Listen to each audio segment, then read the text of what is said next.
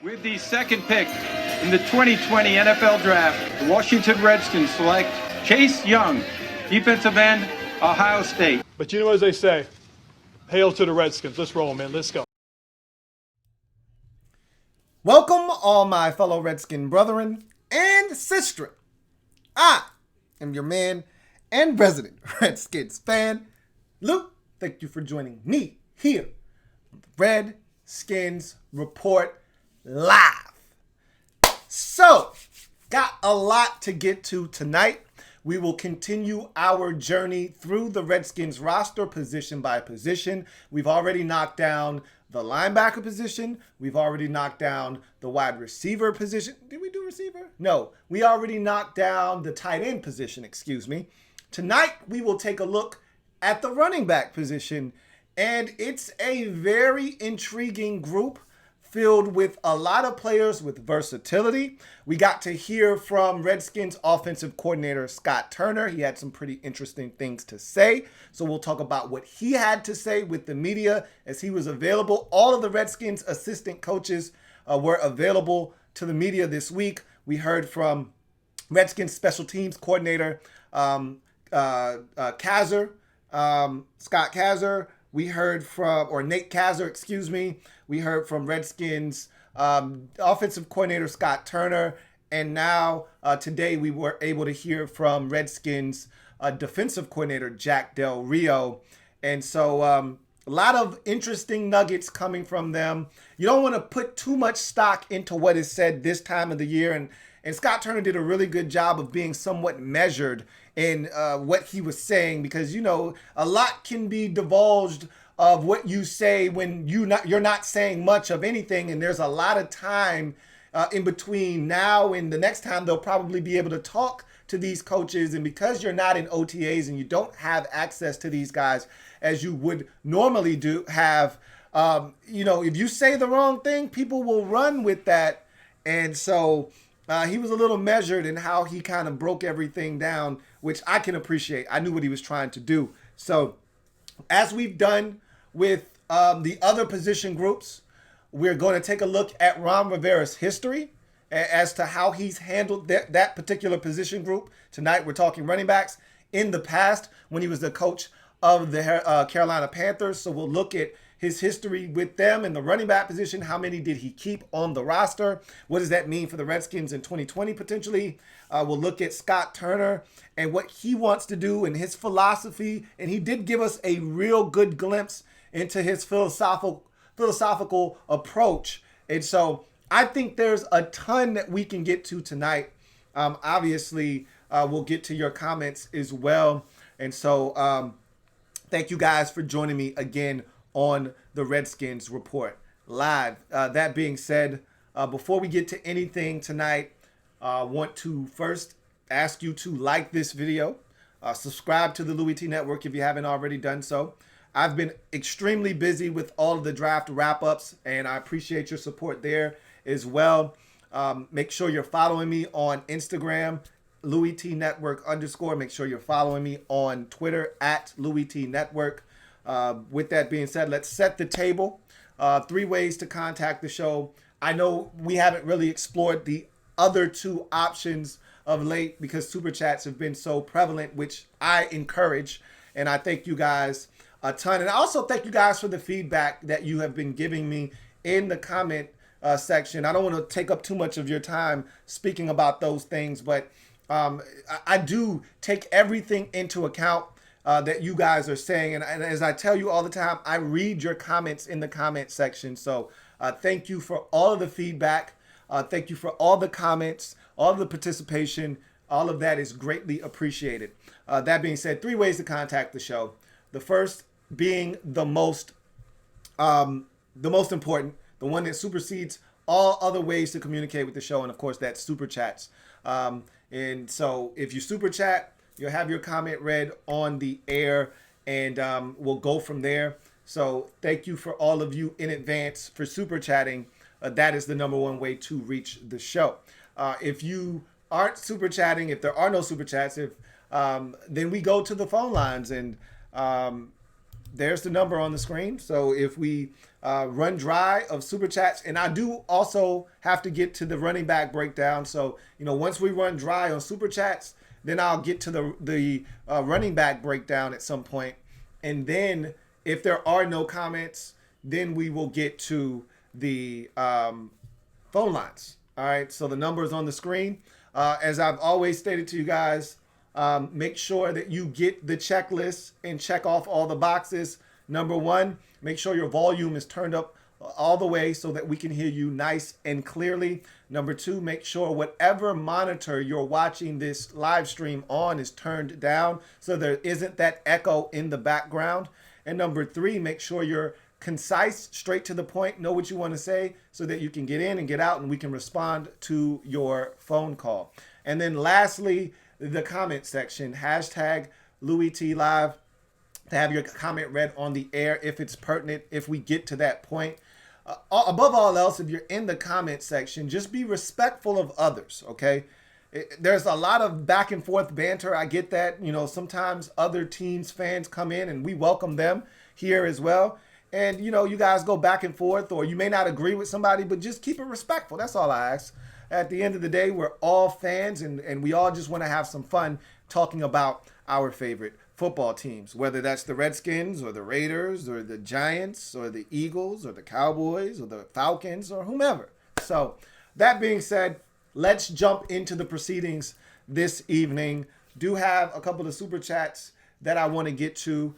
So without any delay, let's get the night started with Garrett Kennedy. Thank you for the super chat, Garrett Kennedy. Greatly appreciate you. Garrett Kennedy writes, "Let's get it. Hashtag HTTR. Let's get it indeed." And J Cam, man, you were here early. He says, Bills next. Bro, you're going to have to work hard for that, man. A lot of people are getting in extra fast. I think this is the fastest I've ever seen it. Like, I'm literally hitting the send button to make the video live. And before I can even get to the video, there are already 6 or 7 comments. So this is one of the fastest years that I've ever seen. Got another super chat. This one from Jose Martin. Thank you for the super chat, Jose Martin. Greatly appreciated. Jose writes, "The Gandhi Man." Okay? Antonio Gandy Golden. The Gandhi Man. Yes, that is our guy. Hopefully he's able to make an impact. And listening to Scott Turner talk, he did admit, and look, we're not aloof. We get it. We understand how this offseason is going to impact young players like Antonio Gandy Golden, the Gandhi Man. We understand how that works. And, it's going to stunt the growth of those guys potentially. Now, he's a really smart guy. We know this to be a fact. And so we're hoping that he's able to kind of take in everything that's being thrown at him. But there's no substitute for actually getting on the field and going through these reps. You can take as many mental reps as you like. You can go through the playbook and understand the verbiage and understand if you see this coverage, this is where you sit down in the zone and make yourself available. If they convert to this, you do that.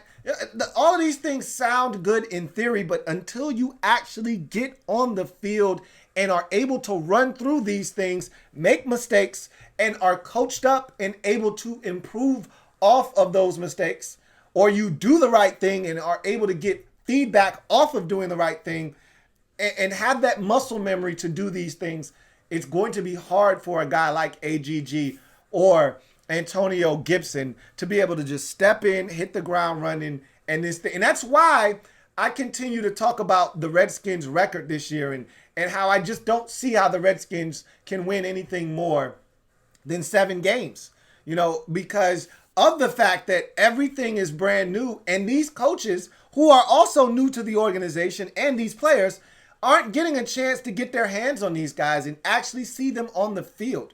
They don't actually know what they have. You got some teams that have that continuity, that the coaching staff is intact. They know what they have. They know what guys are capable of. They aren't learning a brand new system. And so those guys are ahead of the curve. And The one thing I can say we're very fortunate about is the fact that, except for the Eagles, everyone else in the division is essentially going through the same thing the Redskins are. Now, the biggest difference is the Cowboys have a veteran quarterback that is pretty much ingrained in his team's system and knows what's going on and who he can trust and what he can do and what he can't do. It's just a different system that he's going to have to learn with Mike McCarthy. But other than that, the Cowboys are going through it. The Giants are going through it, just like we're going through it. The Eagles are the one team in the division not going through wholesale changes. And so you'd like to think that they have the upper hand in this very unique offseason. So thank you for the super chat, Jose Martin, the Gandhi man. One more time for my man, Jose Martin. Got another super chat. This one from Barrett Down and my man BD. Thank you for the super chat as always. BD is my man. Always holds this program down. Greatly appreciate you, BD, who writes, I feel we may keep dual usage backs. Respect, Lou. I respect you, BD. Thank you for what you do. And you know what? Listening to Scott Turner talk, he talked about the importance of having backs that are versatile. And you're hearing that more and more when you listen to these younger offensive coordinators talk. The old school way of doing things is out. All right, out with the old, in with the new. You know, it's amazing because on the offensive side of the football, innovation is king.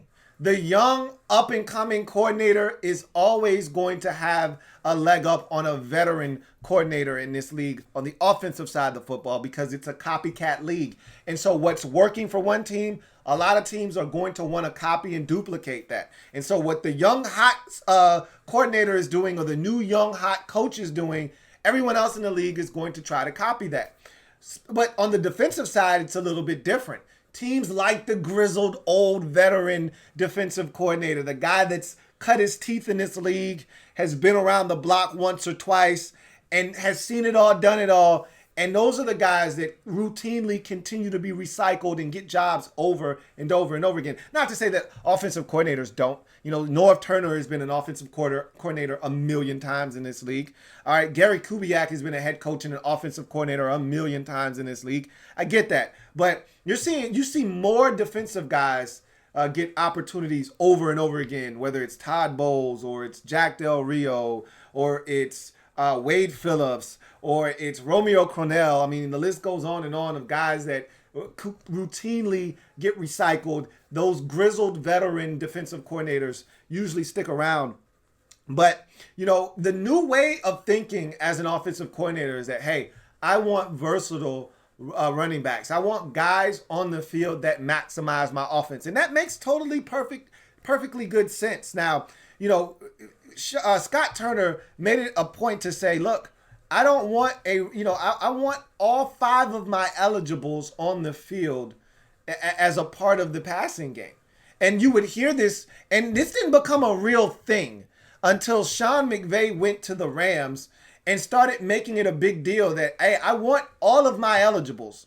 You know, if my running back isn't a threat to catch the football, I just lost 20% of my eligibles on that particular play because, as we all know, and for those of you who didn't know this, I'll explain it to you very quickly.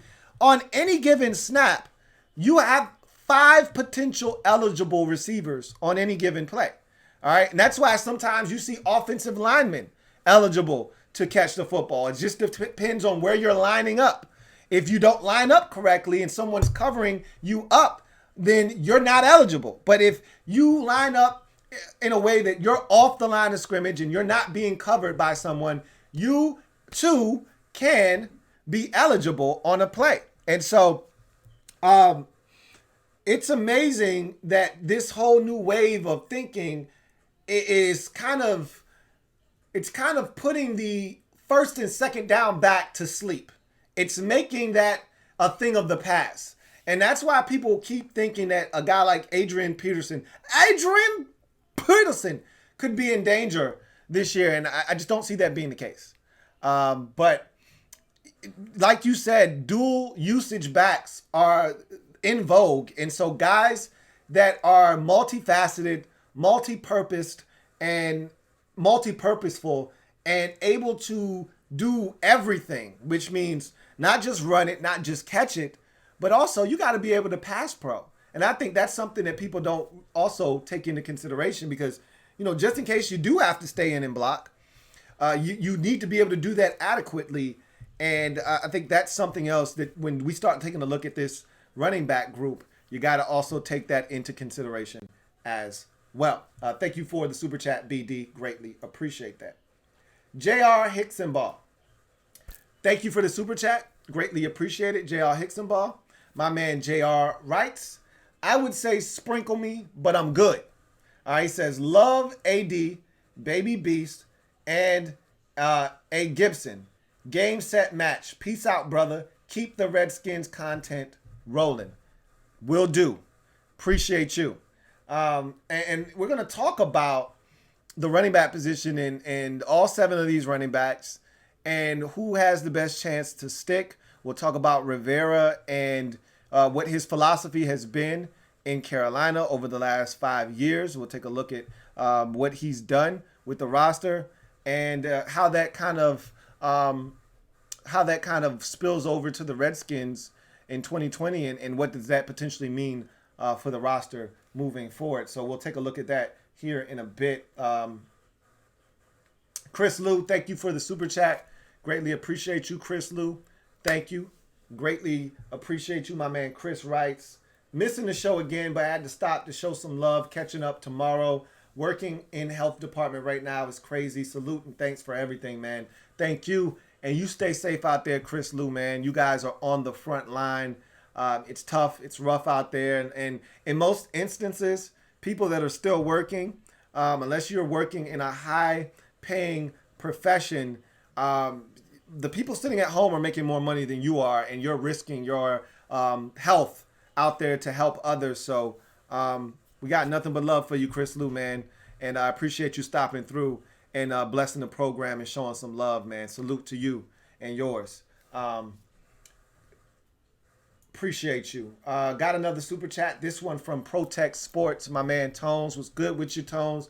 Protect Sports. Greatly appreciate you. Who writes, I think we keep 4 or 5 guys. AP, Love, Gibson, and J.D. McKissick.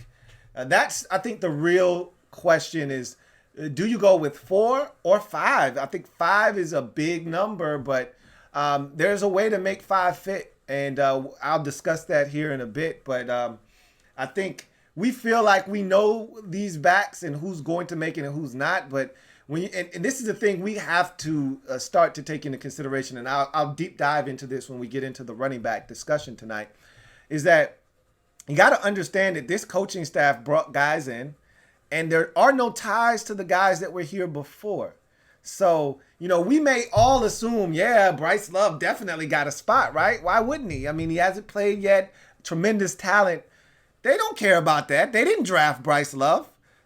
Scott Turner wasn't here for that. Ron Rivera wasn't here for Bryce Love being selected.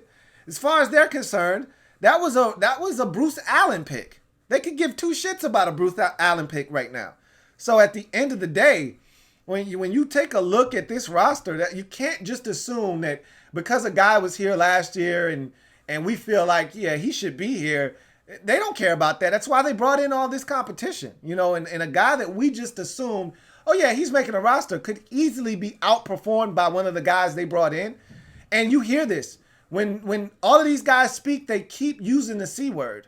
And for good reason. That's all we've been talking about this offseason. Now, I'm not talking about culture. I'm talking about competition. They keep talking about competition. And when you sign 19 free agents and you draft another 10, 9, 10 guys, yeah, you're bringing in competition. And that's what the Redskins pretty much have done this offseason. So it'll be interesting to see what they do at the running back position. We'll talk about that a little bit later on. Got another super chat. This one from my man JP. Thank you for the super chat, John Perez. As always, appreciate you, JP, who writes, since this running back room is stacked, I feel like we're going to only keep 4 of them. Geis, Love, Gibson, and AP. Going into the process, that was my thought process. That was my frame of mind, is that, we know the 4 already. It's going to be anticlimactic. And as I've seen this offseason progress, I've listened to these coaches talk. I've seen the action of this organization and what they've done to this point. I'm more open to the idea that we don't know as much as we think we know. There's only so much that they can do to turn this roster over, is how I kind of make sense of everything in my head. But, some of these guys that we just assume are shoo-ins to make the football team don't necessarily have to be. And I think the running back position is one of those positions that, it's one of those positions that could easily have a little bit of turnover, and it might not go the way that we all think, So I too felt like those 4 were the guys that should be locks, but should have, could have, would have. I don't know if that's necessarily how they're viewing it. And here's the key. Guys got to come in and play and be healthy and contribute. And, the guys that we keep putting on this roster, some of them, we don't know if they're healthy or not. Like a Bryce Love, for instance. Like, how long is too long to wait on this guy to come back? You'd like to think that, he'll be ready to rock and roll in the upcoming season and be able to contribute, and you get to see what you got. But, if a guy that's healthy comes in, performs well, it might make it tough on them to cut that guy, especially if he's contributing in other facets of the game, such as special teams. It just makes it that much harder for them to cut ties with the guy if they feel like he can help them in a multitude of ways. So, we will see. King of the North. Appreciate the super chat, King of the North. Greatly appreciate you. King of the North writes, didn't hear Turner's presser. Can you give us a quick rundown of what he said? What stood out to you? All right, I can definitely do that. So Scott Turner had I'd say he spoke for about a good 23 minutes or so, maybe 25 minutes on a conference call on a Zoom call, I should say, with reporters that threw questions at him. He talked about the roster. He talked about the importance of communication. One of the first questions that he was asked about, obviously, Dwayne Haskins and his development to this point. And he talked about Dwayne doing a really good job to this point. And then they got into deeper details, asking him, well, how do you know that Dwayne is soaking up this information? How are you able to gauge that, being that you're not on the field and you're not seeing him take the reps? And he's like, well, all we can do at this point is get him to spit out the verbiage to us. We can show him different, instances of something taking place, and then ask him, what is this? What's this formation? What is this play? What's the responsibility of the quarterback here? What's the call? And, if he gives us the right answer, then we know he's putting in the work. If he doesn't, then we try to correct him. And, look, this is his first time in this offense. And so you're going to have mistakes. Everybody's making mistakes, But the key is you want to see the growth and the maturation. And we're seeing that this guy is taking really well to the playbook. And so they're really happy with the progress that they've seen from Dwayne Haskins to this point in terms of his knowledge of the playbook thus far. He talked about how they're feeding them the playbook in increments. And he's like, yeah, we might have a call, and the call may consist of, first and second down play calls. And then we may have another call, and we may break it down into third down calls, and it'll be 3rd and 4 or less. And then it'll be a section where it's 3rd and 7, or more. And then it'll be a section where they'll do red zone packages. And so that's how they're breaking it up and kind of feeding them. And that's what you want to do. You don't want to put too much on their plate. You want to kind of section it off. It's like Thanksgiving, all right? You got those sectional plates where you're putting in little increments of everything, so you get a little sliver of everything, and you don't want too much.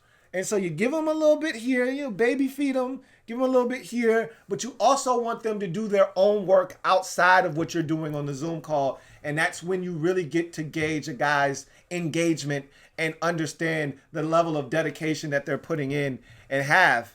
And he seems to be very pleased with Dwayne. He talked about the running back group And I kind of spoke to that earlier, but he talked about the running back group and how it's huge to have versatility in that running back room. And so you want to have all 5 of your eligibles available on any given snap, even if they are designated to block. If you get a situation where you don't need jet protection, and jet protection is generally a 6-man protection, the 5 offensive linemen, and then it could be the tight end or it could be the back. A lot of times with the jet protection, it's the running back. But let's say they're only rushing 4. They may be mugging the A gaps. They look like they're coming with, 6 guys. And so you change the call as a quarterback to pick up that blitz. They don't ultimately come. If you're a running back, you can get out of there. You don't need to stay in there. And so make yourself available. And he talked about having guys be versatile. It's important to have that versatility. He talked about Adrian Peterson and that there's a role for him. Even if it's only first and second down, there's a role for him in this offense. But he also said, look, AD can catch the football, even if it's on a check down. I mean, we saw him do it last year. And I thought he caught the football actually pretty damn good last season. So he's like, look, everyone that is on this team, more likely than not at the running back position, is going to be able to catch the football in some shape, way, or form. And so we feel confident that if we put a guy on the field, he's going to be able to do just about anything we ask him to do. And he said, look, the beauty of it is if a guy's not really good at something, we don't have to put him in the game at that particular time. He says, look, the biggest thing is you don't want to have tendencies. You don't want the other team to know what it is you're doing. And so having Adrian Peterson in the game on first and second down, and that was the problem with him in New Orleans. Anytime he would be in the game, teams would load up the box because they said to themselves, they're not going to throw the football with him in the game. And if they do, he's not a threat to catch it out of the backfield. So we really don't have to concern ourselves with Adrian Peterson. And so he became somewhat useless in their offensive attack because when he was in the game, teams said, oh, this is a run. We're going to put 8 in the box. And when he didn't get the rock, they would say, oh, well, he's not catching it, so we don't have to divulge a defender to him. And so they could use that defender elsewhere. So you don't want to have tells, and he pretty much talked about that. He talked about the wide receiver position and how they're going to find and create ways to get guys the football. He talked about how they're going to try creative ways to get Terry McLaurin involved. But he's like, the ways we get Terry McLaurin involved are going to be more so your standard wide receiver routes and getting him open and getting him the football that way. He says guys like, because the question was brought up about Curtis Samuel in Carolina and how they got him involved and use unique ways to get him touches. And he said, yeah, we're going to try to do that with guys like Antonio Gibson and guys like Steven Sims Jr. because we know that these guys are dynamic and they have playmaking ability. And so we're going to devise ways to get them involved and get them touches. But we're going to make sure guys like Terry McLaurin also see the football, but it's going to be more in a traditional sense. So he kind of expounded upon that. He talked about the struggles of this offseason being so constricted and restricted and how it could affect young guys like Antonio Gandy Golden, the Gandy man, and the younger football players.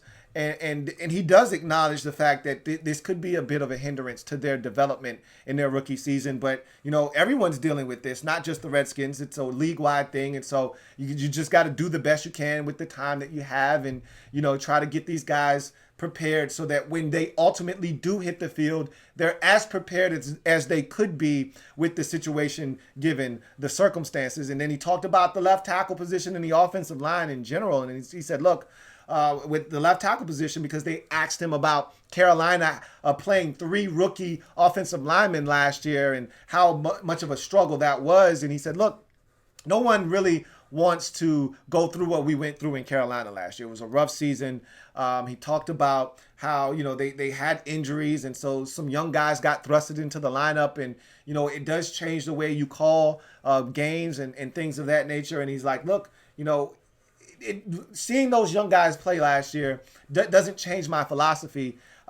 We're going to play the best guys. And that's essentially what he got to is like, look, if Charles is our best tackle, then we're going to play him.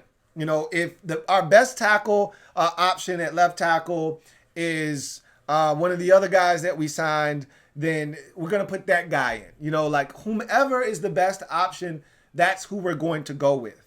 And so, you know, he kind of talked about all of the different options that they may have, but ultimately they feel confident that they've got enough competition that someone's going to emerge from that competition and give them quality play at the left tackle position. He talked about getting the experience that was invaluable last year as a coordinator, talking about those last couple games of the season that he was actually calling the plays and how different it was being actually the offensive coordinator and calling in the plays into the headset of the quarterback, snap in, snap out, how he went about his business during the course of the week. He said, look, I still had the help of my dad and, you know, had the input of some of the other coaches on the staff, but it was a little bit different and it was great experience to be able to, you know, see how this process works, call the plays in and actually put together a game plan heading into that week and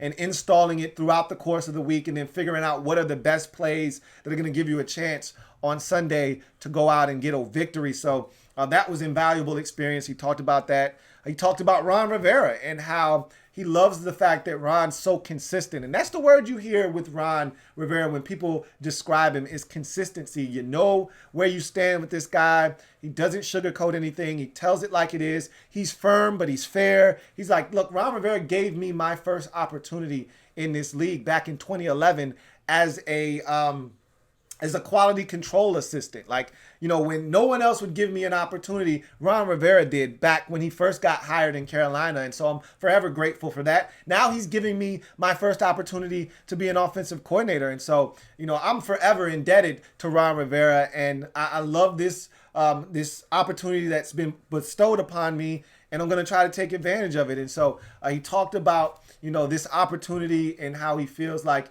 he's going to really flourish in this role, and he's excited to get started. So that was the gist of what he talked about. I may have left out one or two things, but the things, you know, that I just told you about were the things that stuck out the most. And I think that the thing above all else that stuck out was him kind of just talking about philosophy. And I did leave out one thing, and I do want to add this because you asked me what was the thing that stuck out the most. He talked about his philosophy in regards to Dwayne.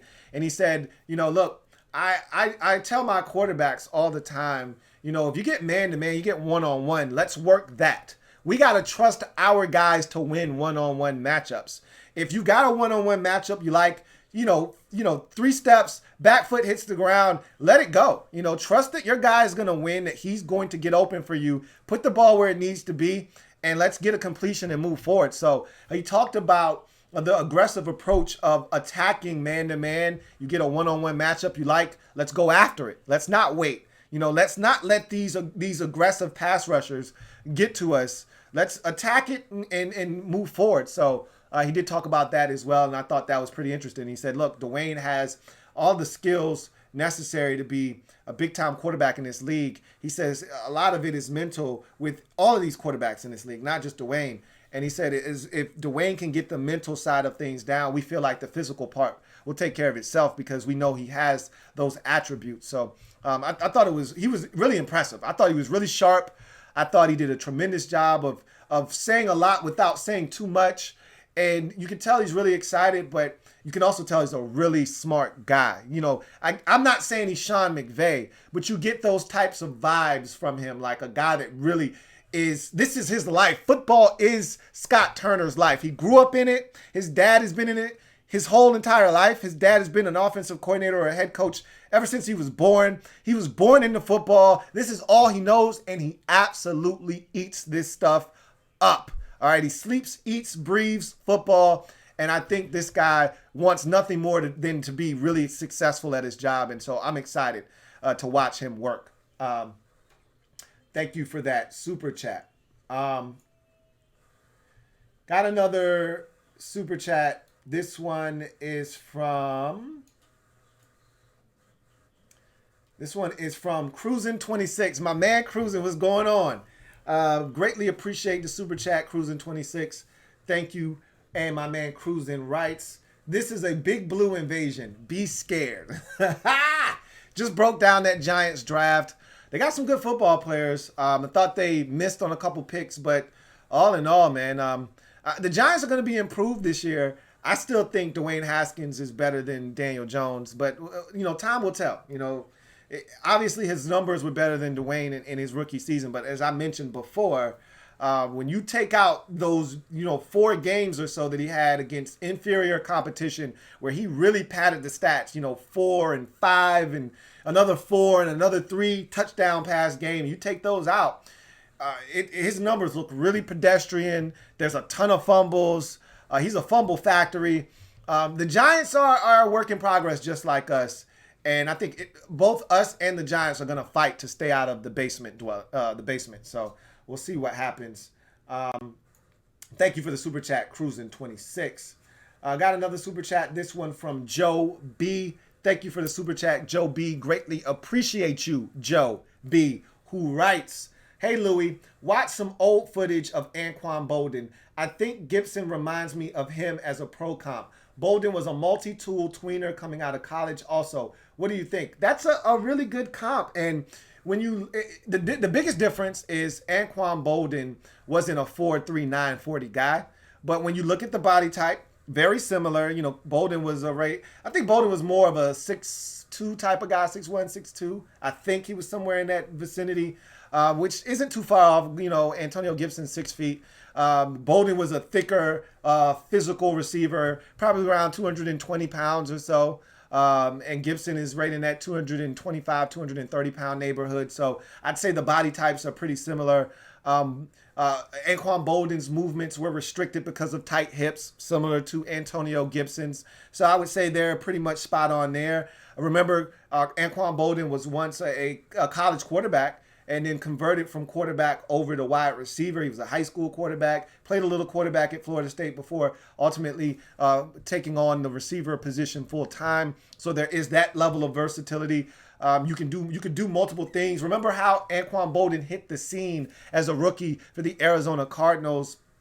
I could definitely see those comparisons. And then Anquan Boldin, Quan was so physical with the football in his hands. He was a load to bring down. He broke a lot of tackles off of sheer physicality, not too much make you miss, but more in the mold of, I'm going to run you over if you're not going to come with your hard hat and your lunch pail to try to get me down.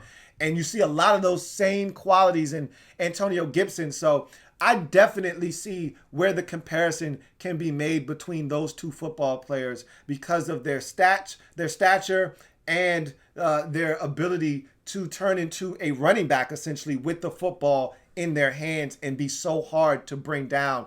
And both of them have really good hands as well. So I think you're on to something there with that comp, Joe B. Anquan Boldin was a special wide receiver, and he was a guy that did have a very diverse background, being an ex-quarterback as well. So there are some real consistencies there and some real similarities between the two players.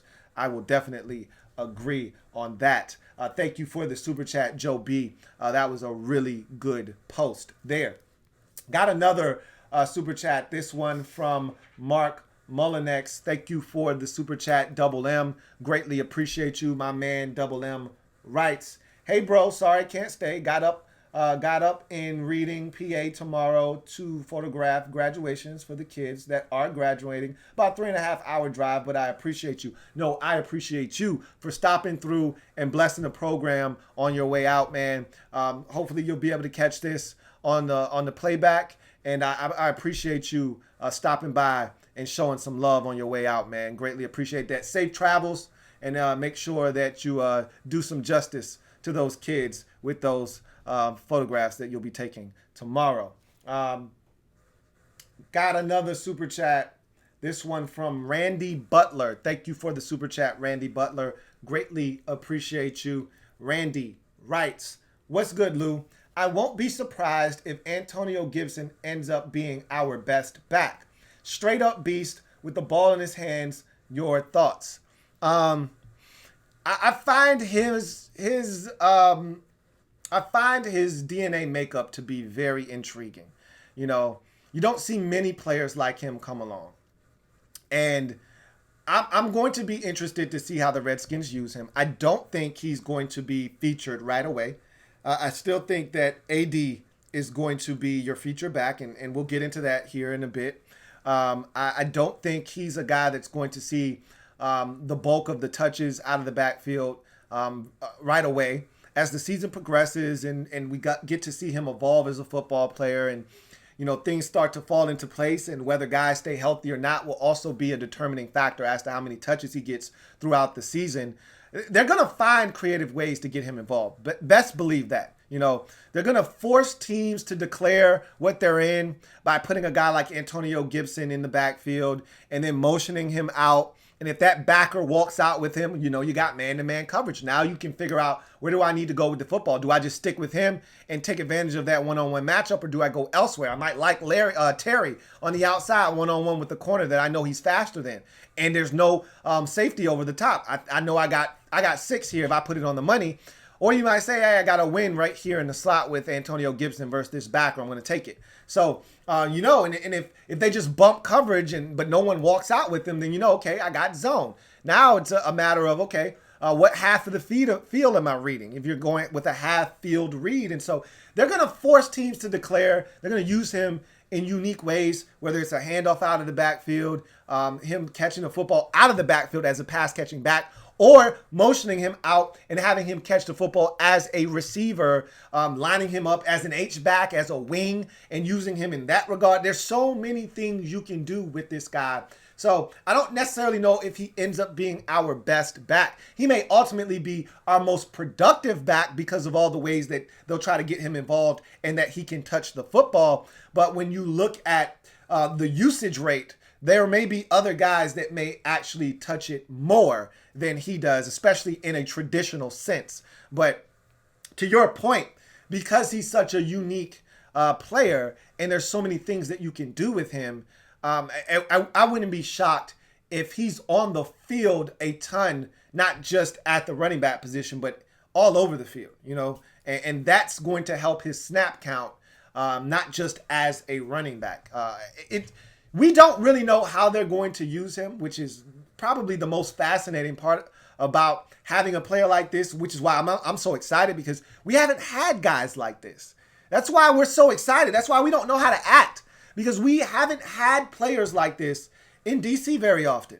We've had guys that kind of fit into specific roles. All right, you're the X, you're the Y, you're the Z. All right, you're our first and second down back. Now we're bringing Chris Thompson in to be a change of pace third down back. Like, we had guys for specified roles. Okay, you can't block, Jordan, so you're going to be our detached you out in the slot as a move chest piece tight end. All right, and so we're going to flex you all the way, all around the field. Now we got guys that can do so many things that you don't know where that we're going to line them up and what they're going to be asked to do. And so it just puts a lot of stress on the defense, and that's refreshing. That's really, really refreshing. So thank you for the super chat, Randy Butler. He has a chance to be really special. Looking forward to seeing how the Redskins use him. Got another super chat from J.R. Hicksonball. Double up. Thank you for doubling up, the first of the night to do so. My man J.R. Hicksonball, greatly appreciate you. J.R. writes, Lou, you the man. Your content, your knowledge, your intensity is admiring. Keep banging. I'll be here when I can. I'm essential work, but I'll be here to support when I can. I totally get it, man. I've been on the front lines as well as an essential worker. So I haven't been at home just straight chilling. So I get it, man. Got to get your shut eye. Got to get your rest. Got to get up early in the morning and grind all over again. I know how it goes. And again, that makes me appreciate you even more, knowing that, it's getting late. You gotta turn it in for the night, and you still checked your man out, stopped through, blessed me a couple of times before you had to call it a night. And so again, I really appreciate you, JR. And I'm gonna keep the content coming. It's the only thing I know how to do. And so I greatly appreciate you and all that you do and all that you have done and will continue to do. And I'll thank you in advance for that for the Louis T Network. Got another super chat from J.R. Hicksonball as he's tripling up now. All right, JR is on fire. Thank you for that, JR, who writes, I hope Gibson is our secret weapon. I think he is. I think it's pretty safe to say that he is, our secret weapon to this point. I mean, it's only so long you're going to be able to keep him a secret, though. The first time he makes a big play, teams are going to put him on the radar. All right, he's on our radar now. We got to know where number 10 is at all times. And I don't know what number he's going to wear this year. I actually should take a look at that. As a matter of fact, I'm curious now. I'm going to take a look and see. And I think I told everybody, oh, yeah, he's wearing 24, I think it is. He's a running back. That's right. So, yeah, I think he's wearing Josh Norman's old number, 24. So, really looking forward to seeing how they use him, like I said, out of the backfield. And it's going to be weird seeing a 24 all over the field, man. In the slot, in the backfield, at tight end potentially, as a wing back, as an H-back, just everywhere. They're going to get him the football, man. And I think he's really going to be able to do some big things. Let's see. We have any more super chats? We do have more super chats. JP says, how will Haskins' skill set fit into Scott Turner's system? So two things here. When you talk about fit and systems, it's a tricky situation. It's a little dicey because as a play caller, your job isn't to make a player fit into your system.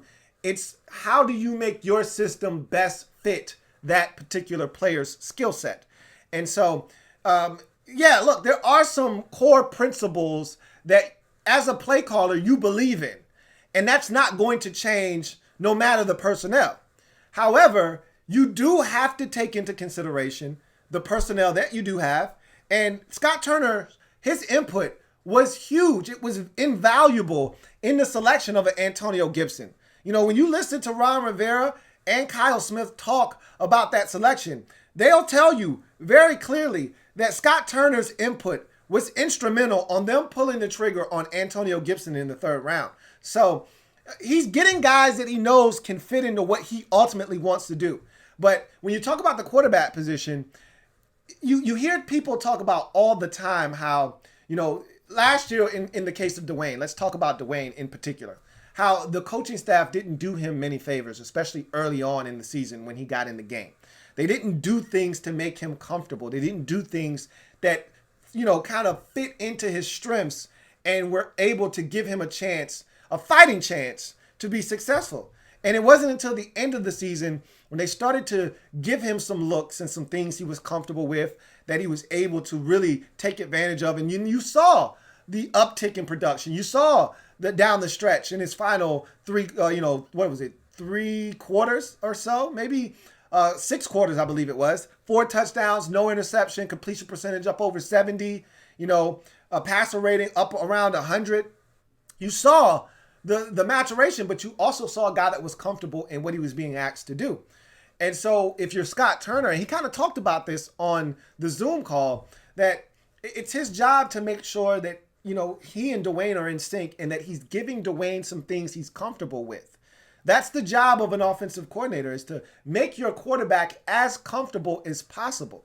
There are, like I said, there are some core principles and beliefs that you're going to have that no matter what players you have, these are things you want to instill in your players. These are things that you want to carry out. And some of those things may not necessarily have anything to do with the players themselves, but just things that you believe, like, hey, I got to stay balanced. I don't want to be too pass happy. I don't want to be too run dominant. Now, obviously, the game may necessitate that. You may go up against a team that's the number 1 ranked rush defense in the league, and running the football against them might be like banging your head against a brick wall. Makes no sense. So you may decide, look, we're going to throw balance to the wind this week, and we're going to just chuck it around the field because that's going to give us our best chance to win. But in most situations, you're looking to stay balanced. And he talked about, having that kind of balance on the football field. And he also talked about how, wanting to make sure that he and Dwayne are on the same page about how to attack defenses. And, and I talked about that when he said, look, if we got man-to-man coverage, go after and attack that guy and get it to your playmaker. Allow your playmaker to win for you and get him the football. That's not really a schematics thing. That's a thought process. That's his mode of attack. Hey, if we got man to man, you got a cannon for a right arm. Terry McLaurin can win outside against anybody. We feel confident about that. You know, we saw him take on Darius Slay last year, who's in the division now, and we saw him do work against Darius. All right? So we feel confident that Terry one-on-one can give it to anybody. You know, we even felt good about him against Stephon Gilmore, who right now might be pound for pound the best corner in football, and Terry was giving him some work too. You know, so we feel good about Terry one-on-one against anybody, and he's like, look, you get Terry outside one-on-one, take that matchup. You know, that has nothing to do with X's and O's or has nothing to do with, you know, what kind of system that Scott Turner wants to run. That's a philosophical belief. Hey, you got one-on-one outside. Let's not bullshit around.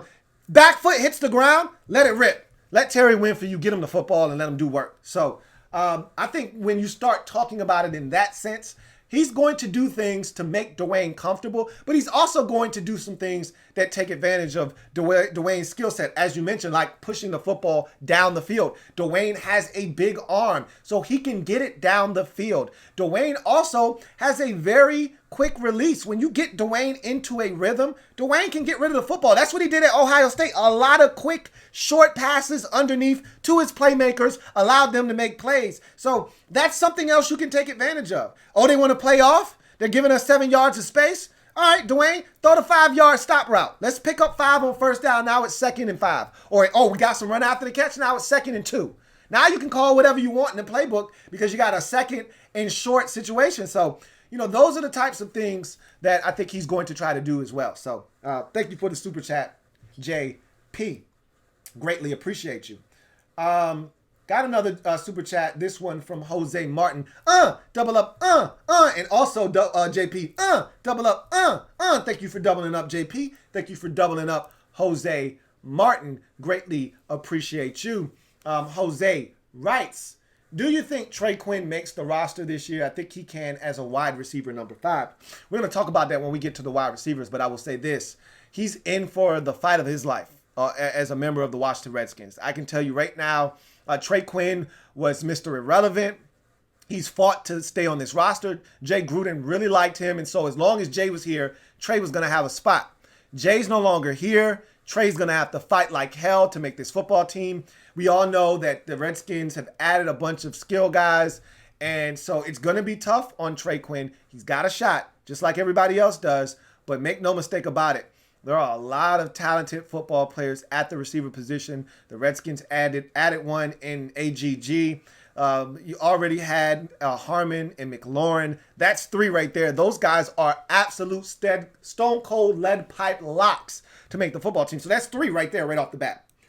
And then you start digging into some of the other players on the roster, and you start looking at the wide receiver position as a whole, and then you have to start thinking about, all right, who else has a legitimate shot at making a football team? And so Steven Sims, that's a 4th guy. Those 4, you could go ahead and write those guys in pen. All right, as long as there aren't any injuries, go ahead and knock on some wood in advance there. Those 4 are locks on the football team. So now you're sitting there with, and let's say they're keeping 5, and I don't want to turn this into a wide receiver discussion quite yet, but say they're keeping 5. You got 4 spots spoken for already. And now you probably got a good, 7, 8 guys fighting for one spot. And Trey Quinn's in that mix. Now he's got experience, but if there's another guy on the team that offers you some special teams value and you feel like he's just as good, if not better, than Trey Quinn as a wide receiver option, Trey's gone, So Trey's going to have to prove himself more so than he ever has in his NFL career if he wants to make this team as a member of the Washington Redskins at the receiver position. So it'll be interesting to see what happens with Trey Quinn this year. Thank you for the super chat, Jose Martin. Got another super chat. This from Garrett Kennedy. Double up. Thank you for doubling up, Garrett Kennedy. Greatly appreciate you. Garrett Kennedy writes, Gibson's contact balance is going to be fun to watch. Absolutely. It's one of the reasons that this guy is so dynamic with the football in his hands. He doesn't make a ton of people miss in the sense of juking you. As I mentioned, he's got tight hips, and so it restricts his ability to have quick lateral movement. However, his contact balance is through the roof. And, that's where that 230-pound frame comes into play. And that's why you get excited when you watch him tote the rock because, a simple shoulder tackle just won't do with this guy. He'll bounce off of that like a pinball and keep it moving. And, if you want to come and Antonio Gibson's not the guy that you try to get a rep on. Like, if you're one of these hard-hitting safeties and you want to come throw a shoulder at some, Antonio Gibson's not the one. If you want to come with a lazy, half-assed, ankle-biting tackle, Antonio Gibson's not the one. You're going to have to literally come wrap this guy up, or you're going to have to grab him to get him down. And so I'm excited to see this guy with the football in his hands because he turns into an animal once he gets the football in his hands. So definitely his contact balance is definitely going to be fun to watch. I agree with you, Garrett Kennedy. Thank you for the super chat.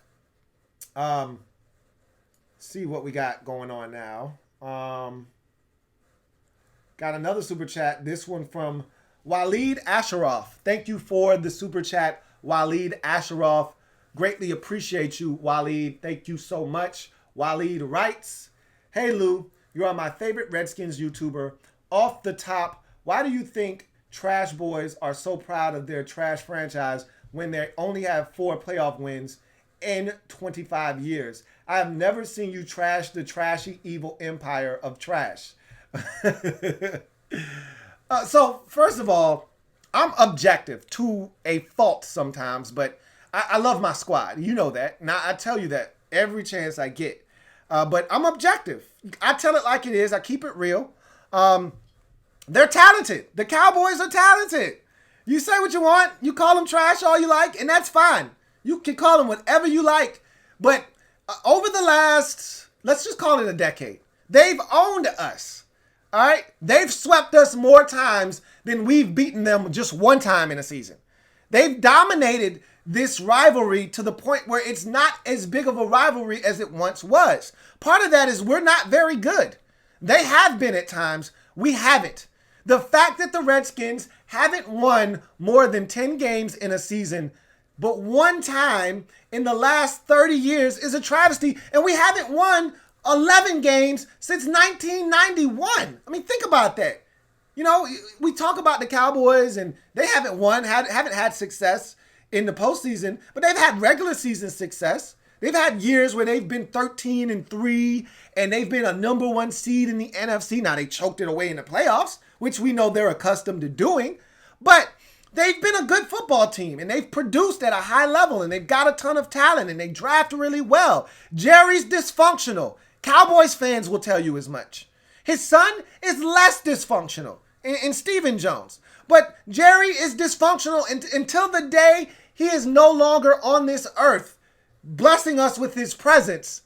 He's going to continue to keep the Cowboys organization dysfunctional. However, in that dysfunction, they're able to still function, which is what we haven't been able to do with Dan Snyder at the helm for the last 20 years. Okay? So there's a distinct difference between what the Cowboys have been able to do. And again, none of it has equaled to winning a Super Bowl, which is ultimately what it's all about. So I get what you're saying about only 4 playoff wins in 25 years. How many playoff wins do we have in 25 years? Because I can count them on one hand as well. And it's not 4. Okay?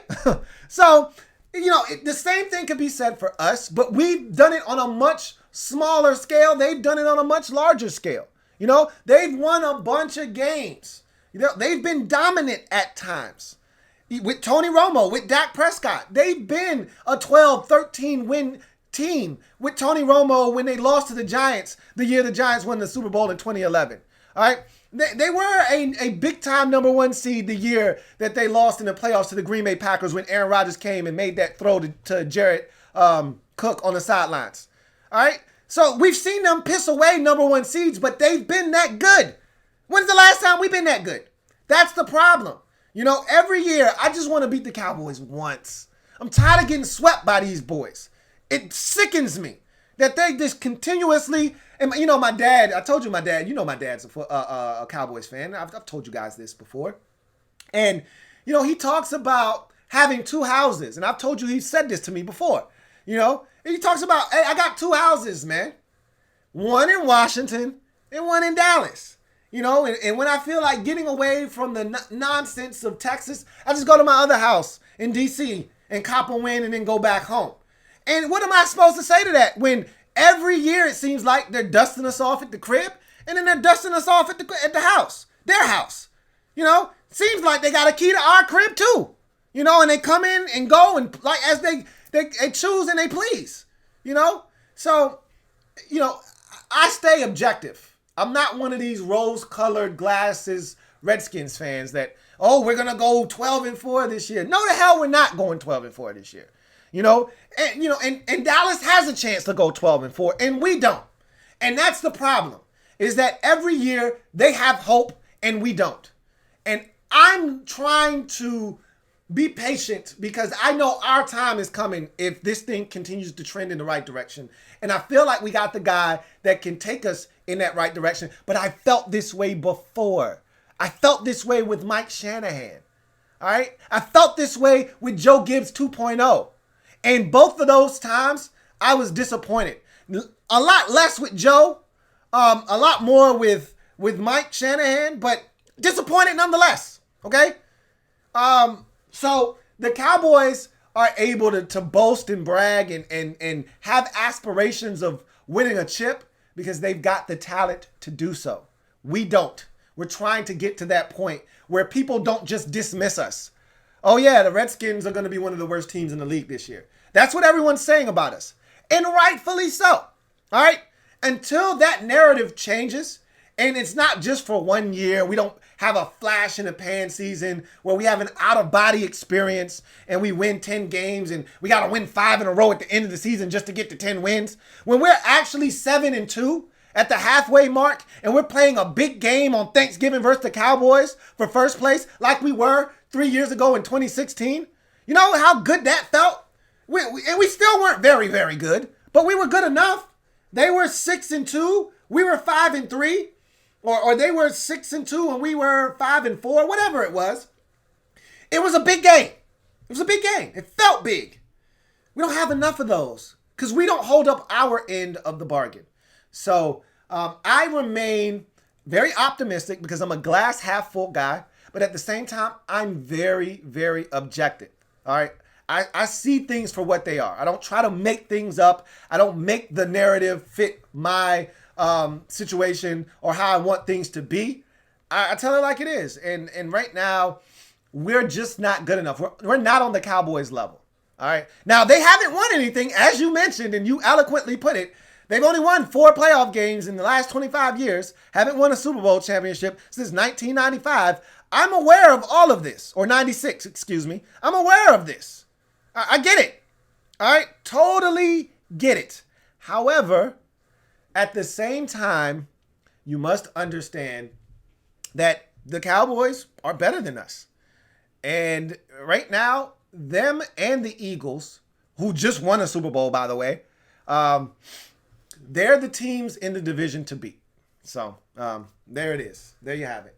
But I understand where you're coming from. But I keep it objective because that's the only way I know how to. And honestly, that's the only thing that keeps me sane.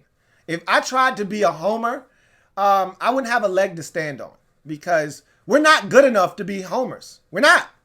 We aren't a good enough franchise right now as constructed to point our finger and laugh at anyone, you know, to talk trash to anyone. You know, we just had the second pick in the draft for crying out loud. So it is what it is. I appreciate the super chat, though, Waleed. Got another super chat from Waleed. Thank you for the super chat. Double up. Thank you for doubling up, Waleed. Greatly appreciate it, my man Waleed Ostroff writes, we only have 2, and I know we have been bad, but it seems like Trash Boy fans never got the memo. And hey, keep up the good work. Yeah, of course. You know, this is what they're going to do because we're down. And we've been down for quite a while. And they've been a part of the reason why we've been down. They've beaten us soundly, okay? Like I said, they've swept us. Let's see. They swept us in 2019, this past season. We got them once in 2018 at home. They swept us in 2016. They swept us in 2015. No, we got a split with them in 2015.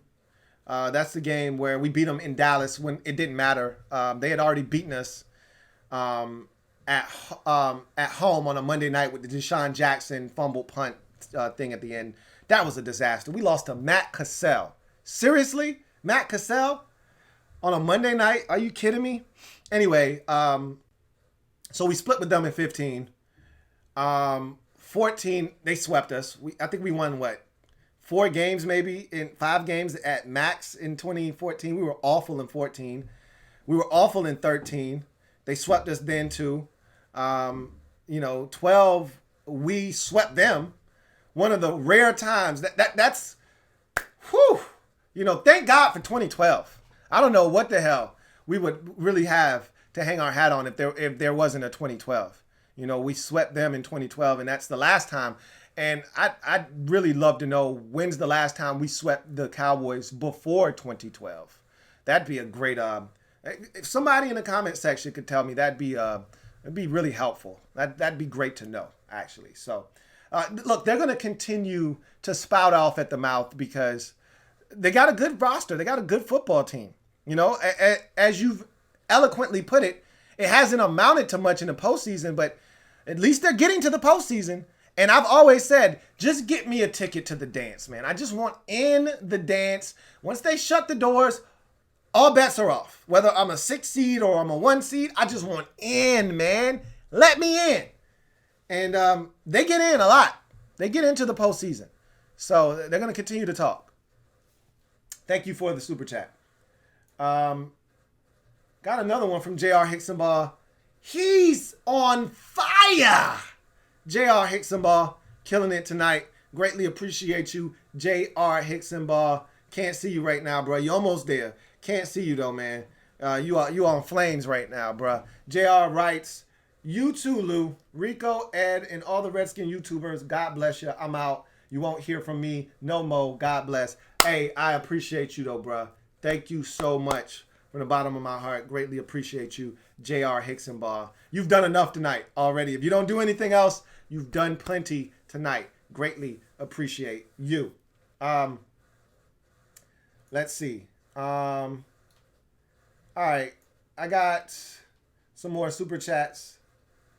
So I will get to those quickly, and then we'll turn our attention to the running back position, and then we'll come back to some super chats. So, you know what? Eli Arbazia. Eli, thank you for the super chat. Greatly appreciate it. Eli A. Because I know I just butchered your last name, and I apologize for that. Eli, thank you for the super chat. I'm going to read your super chat, and then I think I'm going to take this time to talk about the running back position because you asked a great question. Eli A. writes, who will the Redskins carry? Will the Redskins carry a fullback, and if so, who? Great question, Eli. Perfect segue to us talking about the Redskins running back position and their running back room this year. Glad that you asked that. So, as I've done already multiple times with other positions, we did it with the tight end position, we did it with the linebacker position. Now we're coming back with another offensive position in the running back position. I went back and took a look at Ron Rivera's history roster-wise with how many players they kept at the running back position. And I started all the way at 2015 and worked my way back up to 2019, his last and most recent year in Carolina. So you started 2015. 3 running backs were kept on the roster. However, this is something that must be noted. Every year of Ron Rivera's career in Carolina, he had a fullback on the roster. So that is something that you cannot dismiss. Now, keep in mind, Scott Turner was not his offensive coordinator for those years, nor was Norv Turner for many of those years. Now, Norv was there the final 2 years, in Carolina, and they still kept a fullback on the roster. So I'd like to think that someone is going to act as a fullback. I'm going to talk about that and expound upon that here in a second. But 2015, 3 running backs, 1 fullback for a grand total of 4 backs in the running back room in 2015. You go to 2016, same can be said for that season. 3 running backs and 1 fullback. So another grand total of 4 backs in the backs room. All right. Then you get to 2017. 4 running backs, 1 fullback for a total of 5 backs kept on the final roster. Same in 2018. 4 running backs, 1 fullback for 5 backs total on the roster. Then you get to 2019. Only 3 running backs and 1 fullback on the roster. So here's my thought process in assessing when I had a chance to deep dive into it. The years when they had 3 running backs and 1 fullback, they didn't have the roster space to add another back, and they frankly didn't think they needed it. They had enough guys, and for what they were doing, they didn't need any more guys. Cam Newton was running the football, and he was effective as a runner himself. And so they were fine with 3 running backs and a fullback, and that allowed them to allocate that extra roster spot to another position like linebacker. All right. Now you get to 17 and 18 where you got 4 running backs on the roster. More talent. They actually spent draft picks on running backs. Not just Christian McCaffrey, but also Jordan Scarlett, a running back out of Florida that they drafted. So now, not only are you holding on to one of your veterans in Jonathan Stewart, but you also are adding in a couple of young backs. Plus you got Cameron Artis-Payne, a guy you drafted as well. So they had more talented backs that they wanted to keep, and thus you see the uptick in the amount of backs that they carried with 4 running backs and 1 fullback. Same thing for 2018. Still got young backs, still guys you want to keep, take another look at, and so they were still holding on. As you get to 2019, now you start to realize I don't need some of the extra dead weight that I was carrying at running back. Why? Because I got Christian McCaffrey. He can do what 2 of these guys can do, so I can eliminate one of them. I don't need 2 backs for what Christian McCaffrey can do by himself. So I can eliminate one of these guys. So in 19, you saw the elimination of one of those backs because Christian McCaffrey was handling the workload. I don't really need too many extra guys holding up roster spots when I know I got a do-it-all running back in Christian McCaffrey. Still had that fullback, though. So, it all averages out to right around 3 running backs and a fullback for a grand total of 4. My thing is, I think there's no doubt that 4 running backs are being kept this year. Now the question becomes, do the Redskins keep a fullback on the roster to take up a roster spot specifically for the purpose of fullback, or do they keep a 5th back, but instead of keeping a 5th back or a fullback specifically, do they keep a 5th back and then keep a 4th tight end that also doubles as an H-back / fullback? We talked about the tight ends last week, and we didn't really give this too much thought because we hadn't talked about the running back position. But you look at some of those guys, whether it's a Marcus Ball or, it's Hale Henches or one of these guys that has the kind of makeup to be potentially a fullback. You look at some of those guys that they brought in, one of those guys could probably double as a fullback if they were comfortable with making that transition. And when you approach a guy and say, hey, look, your best chance of making this football team is to not only play tight end, but double as an H-back and / fullback, you think that guy's not going to do that? So I think there's a really distinct possibility that you're looking at a situation where the Redskins don't keep a specific fullback, a player designated as a fullback, like a Burton, for instance, who we had last year, a Michael Burton, and instead jettison that position, allocate that extra roster spot to another running back, so now it gives you a grand total of 5, but yet allows them to have some versatility with another tight end that can also stay on as a fullback. And if you want to get into your 2-back sets, and you now have a tight end that can double as your fullback and your lead blocker. So that's something to think about as you look at this position and what Ron Rivera has done in the past. And he's always kept a fullback. They drafted Alex Arma about 2 or 3 years ago in the draft just to be their fullback. Before that, it was Richie Brockle. So they've always had a fullback on their roster. I looked at the Redskins roster right now. There isn't a fullback in sight. There isn't a Michael Burton type of player on the roster right now. There is no one with the distinct designation of fullback. So that tells me that right now they're not looking to keep a fullback on the roster. That could change, right? There's a bunch of time between now and the start of the season, but right now they don't have any fullbacks on the roster. That could change. However, they could be looking at that position and saying, we can take one of these tight ends because we got so many of them, and we talked about it last week, that we can allocate one of those guys to the fullback position and have them double. And so now, keeping a fourth tight end doesn't hurt you as much because you're actually keeping that guy as a fullback as well. So he's doing multiple things and probably going to play special teams as well. So you take a look at the running back position and we go player by player. And we'll start with a guy that I think is the longest shot in the running backs room to make the roster, and that's Josh Ferguson, guy that was on the roster last year. And I told you at the end of last season, I actually thought Josh Ferguson did some really good things, saw some things from him that I said to myself, this guy has a little something. Now, at the end of the day, he's not going to make this football team, barring injury. Go ahead and knock on some wood. You're not going to see a Josh Ferguson crack this roster. Not with all of the talent that this roster holds right now. He's just simply holding a roster spot at this point and putting on an audition for other teams around the league.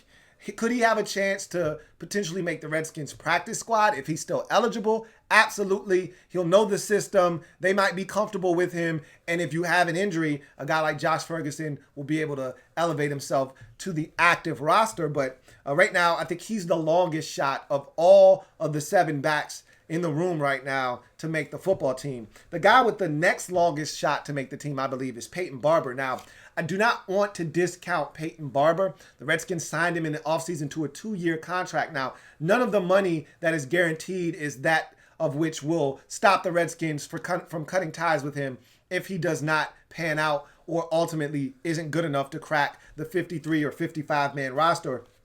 But Peyton Barber is a guy that Ron Rivera and company got to see up close and personal the last few years in Tampa Bay. They were in Carolina in the division. Peyton Barber, quality back. As our guy Ree continuously tells us, nobody plays harder than Peyton Barber. We saw it up close and personal when we played Tampa Bay. He had a run against us that looked like it should have been a 2-yard gain max. He ends up getting like 8 or 9 out of the run, breaking 3 or 4 tackles along the way. This guy plays extremely hard. He can catch it a little bit out of the backfield, does a little bit of everything. Nothing great, all right, everything well. And so don't discount Peyton Barber in the mix, but I don't think Peyton Barber is going to make this football team either. I think then you start getting into the meat and potatoes of this group and the guys that have a realistic shot of cracking this roster. And you start with J.D. McKissick, a guy that they signed this offseason.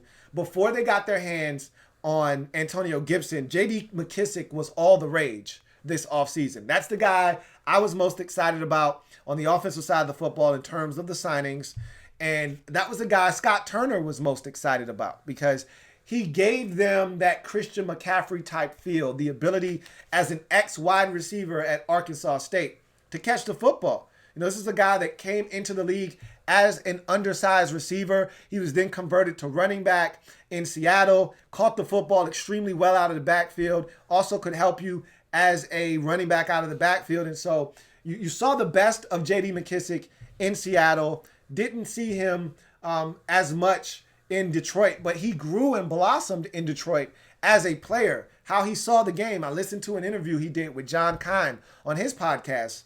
And so he talked about how he learned so much in Detroit and how he's better because of it. And so he was ready to, use some of the things he learned in Detroit and apply them on the field as a Redskin, he may not get that opportunity now. We'll see. But, I think his versatility is something that they still covet and value. And here's why.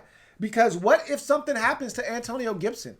You still want a guy that gives you all of that versatility. You don't want, the biggest problem with us over the last few years at the tight end position when Jordan Reed was hurt was Jordan Reed was such a unique player and he had such a unique skill set that when he got injured, it destroyed Jay Gruden's play, his strategy for that week.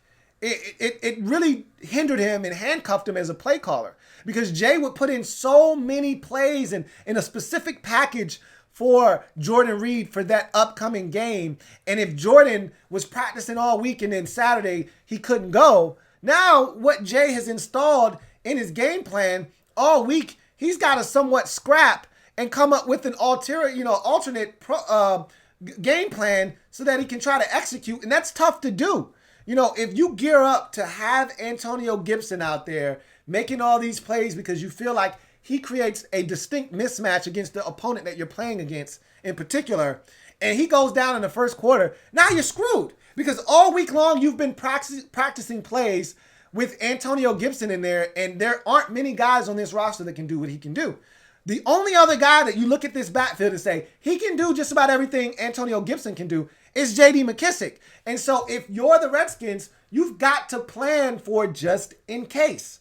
And we know this league has a lot of contingency plans that you need to have set in place. And I think J.D. McKissic, for all intents and purposes, is their contingency plan to Antonio Gibson. Now, remember, they had him first because they did not know if they were going to get Gibson in the draft. But when he fell into their lap, they said, you know what? Don't discount J.D. McKissic because we have Antonio Gibson. You know what's better than one versatile chess piece football player? Two. So if anything happens to Gibson, now you got McKissic on the bench waiting to go in. And so I would not discount the fact that McKissic makes this football team.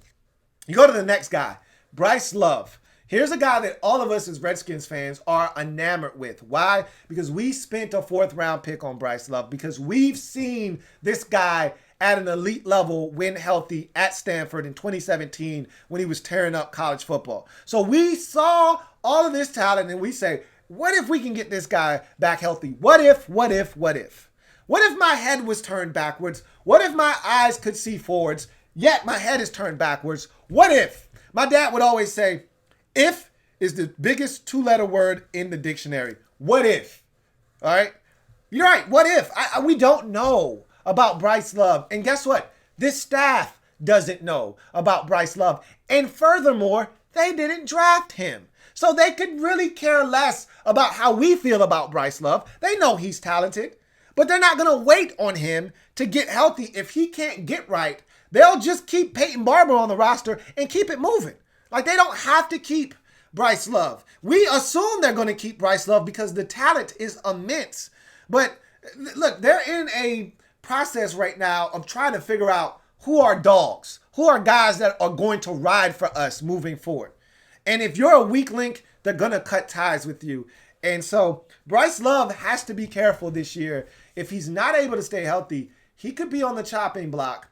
I just think there's too much talent there to move on from a guy that, frankly, might be the fastest on the team outside of Antonio Gibson in the running back room.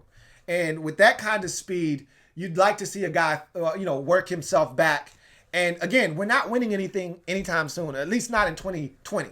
We might be ready to win in 2021, but we're not winning in 2020. So in my mind, there's no reason to allow Bryce Love to go anywhere. And so I can't imagine a scenario where he's not on the final roster, even if it's in a capacity where they say, all right, you're still nursing that injury. We're just going to put you on IR for the season. Just to be able to keep him around, even though he didn't need to go on IR necessarily, but you're still injured. We're going to put you on IR. That way you're not holding up a roster spot and we still have the rights to you moving forward. So I just see Love being on this team in some shape, way, or form. Then you get to Adrian Peterson. Not as versatile as, Geis or Gibson, but a guy that I think has tremendous value. One, as a veteran. Two, as a consistent, reliable, dependable performer.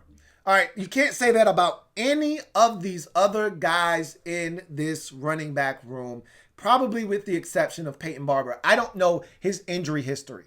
All right, but I can tell you J.D. McKissic has dealt with injuries throughout his career. Bryce Love hasn't played a snap for the Redskins. Geis, we all know his injury history. That's been documented and chronicled amongst us Redskins fans. And Gibson is a newcomer. So you don't want to just put all your eggs in that young basket. So I said all of that to say that he's the one guy that you can count on. Last year, this guy got hurt on a Thursday night, or got hurt on a Sunday. We had a quick turnaround versus X team in Minnesota. There was no way I thought he was going to be able to suit up initially. And somehow he gutted it out and played extremely well on Thursday Night Football versus the Vikings on a short turnaround, on a really badly sprained ankle. All right. And so this guy's a gamer. He doesn't miss time. He's physical. He's everything you can ask for. And most importantly, he's a guy you can count on week in and week out to show up, strap up his helmet, tie up his cleats, and get out there and give you some carries. So just based off of that, AD is on this roster, simply put. Then you get to guys, way too talented, barring injury, knocking on wood yet again. He's on this football team, no doubt about it. I think Ron Rivera saw enough of guys last year in Carolina to know that this isn't a guy that we can afford to cut loose if he's healthy. This guy's uber talented. He can hurt you in a multitude of ways. And when he's right, he might be the best back that we have on this football team. So with that being said, can't see any way possible if he's healthy, he's not on the football team. So to me, Geis really is your feature back. He's your number one back if he's healthy. He's shown enough that if he's healthy, he might be your best all-around back on the football team. And then, of course, Antonio Gibson is a lock to make this football team. They're excited about him. They just drafted him. They want to do so many things with him. He's unlike anybody else in this room outside of J.D. McKissic. And even that comp isn't apples to apples because J.D. McKissic is about 205 pounds and Antonio Gibson is 230 pounds. So there's a stark contrast to the way these guys look. Gibson's 6 foot. McKissic might be all of 5'8", 5'9". So these guys don't look anything alike. Their body types are vastly different. Couldn't be any more different. But they do have similar skill sets in what they provide. So to me, when you look at this running back group, Gibson and J.D. McKissic are alike one another. So you need a backup to the guy that you want to feature. So if you're featuring Gibson in that chess piece role where you move him around, you need a backup for that guy so that if he gets injured, you don't just scrap all of the gadget plays and all of the different chess piece plays that you had put in. You don't have to get rid of that stuff. So you need a backup to that guy. So McKissic is that guy. You need a feature back, a first and second down back. I think Adrian Peterson and Geis are your two feature backs. Whichever one you decide to start, whether that's AD or it's Geis, so be it. And then the other guy can back that guy up and get touches throughout the course of the game. So you got your backup situation in place there as well. And then you just got Bryce Love sitting there as we don't know what you are, but we just know you have talent and we kind of want to see what we have. And then once you kind of allow that dust to settle and smoke to clear after 2020, then you can kind of really determine who fits what role for us moving forward. And obviously Adrian Peterson isn't under contract for next year, so he might not even be here. But then again, Geis might not stay healthy this year. Knock on wood. And so they might say, all right, we're done. We're out of the Geis business. And they may move on from him. So this position is really imperative to the success of the Redskins because of a young quarterback in a new system. You need your running backs to produce. And what they did in Carolina, if they're trying to carry that over here, Christian McCaffrey was such a huge part of their offense that you'd like to think that your running backs are going to have to produce at a high level. It doesn't have to be one particular guy, but as a collective group, they're going to have to put up some numbers to be able to help this offense flourish and probably maximize its full potential under the guidance of Scott Turner. And one more side note and caveat. A thing to watch is AD's behavior if he doesn't get the rock, if he's not getting a lot of touches. Remember, he was a malcontent in New Orleans because he wasn't getting touches. And look, this guy still thinks he can play at a high level, and he's shown that he can still play at a high level. Not the level he was in Minnesota, but he's still a quality NFL running back that is capable of 1,000 yards if you feed him the rock. And so in his mind, he still thinks he can do it at a really high level. And if we start getting Antonio Gibson happy, and Geis is playing at a high level and he's healthy, and all of a sudden, they start working in Bryce Love, who's all of a sudden healthy, and you start to see some things in practice that you like with him, and he starts getting touches, and all of a sudden there's not a lot to go around for AD, and you look up and he's only getting, 5 touches a game. How does he handle that on the sidelines?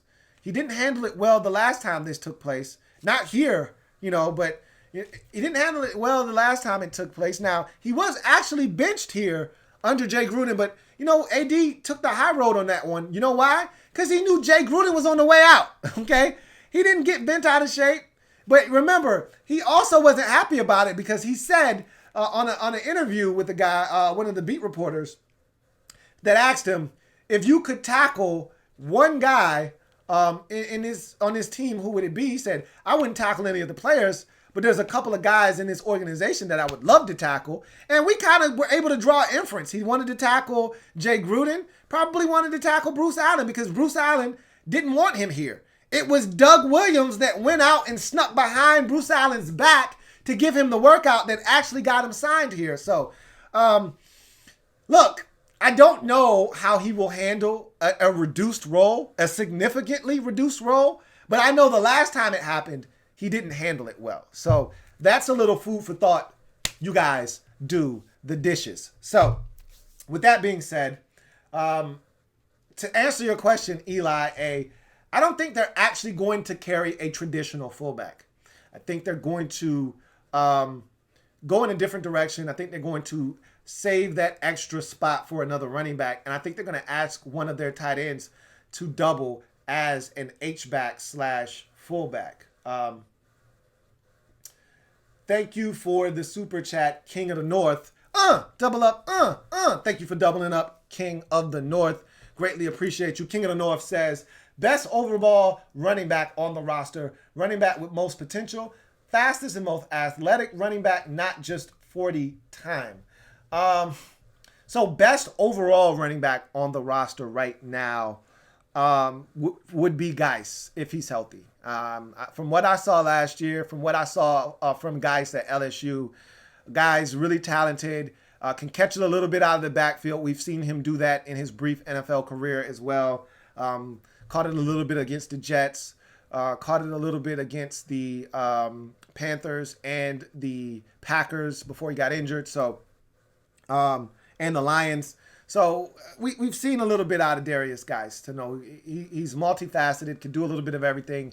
And when he's right, he has a chance to be really special. You talk about the running back with the most potential. I think you look at Gibson and Love for that. And you haven't seen either one of them.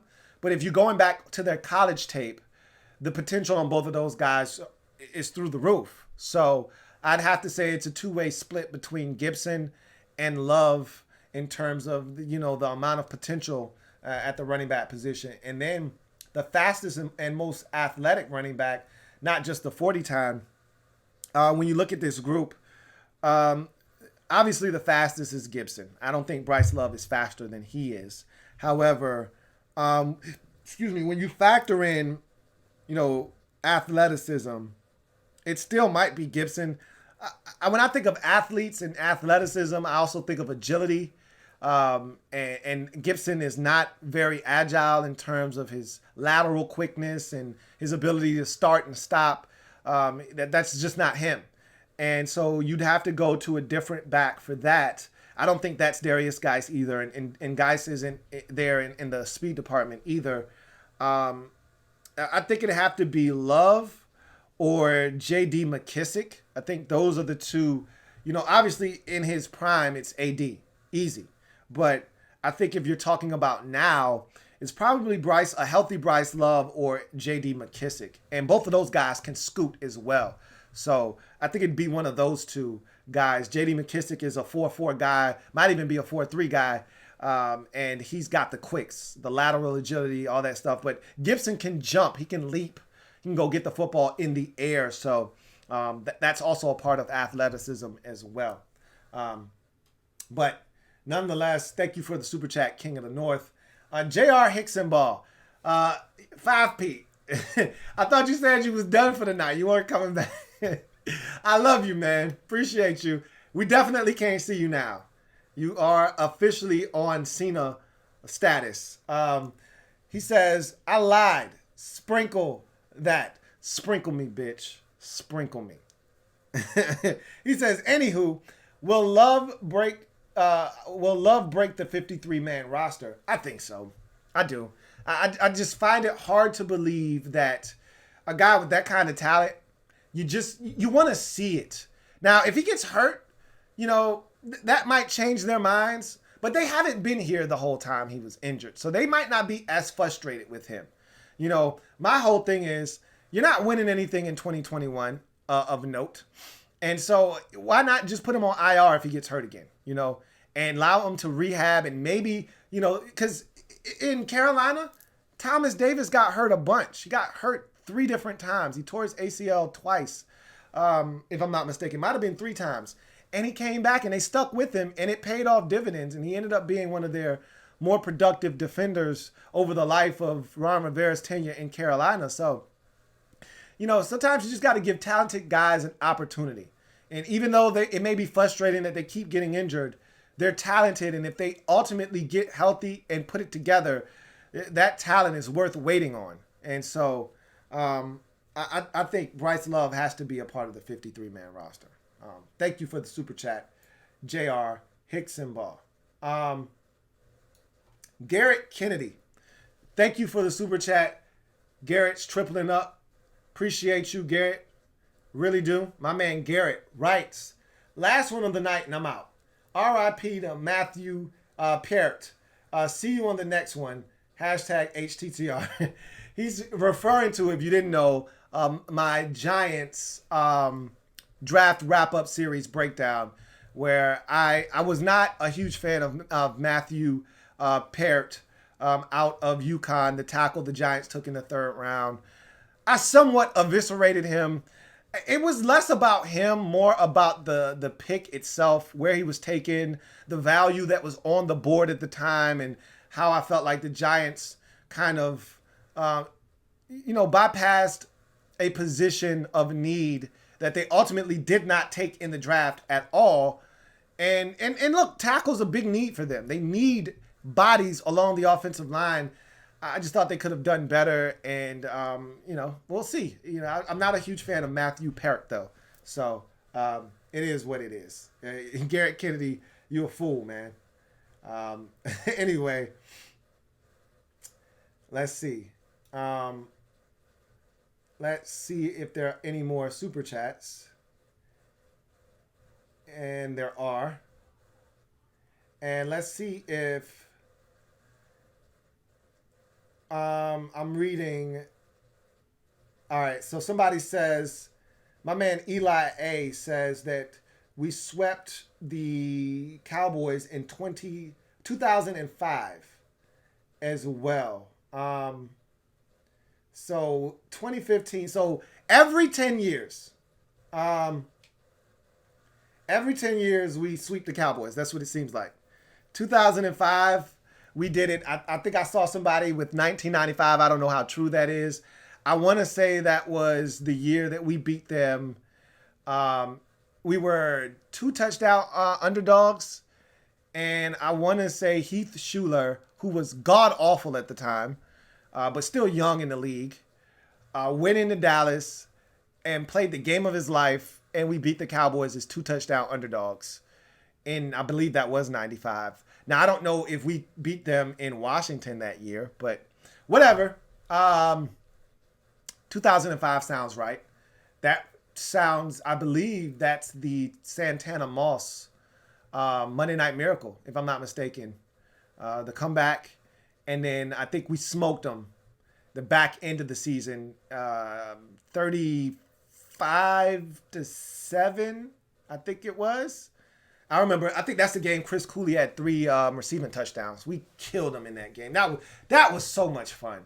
That was so much fun. That 35-7 shellacking in 2005. So yeah, 05 is definitely a sweep. That's a shame.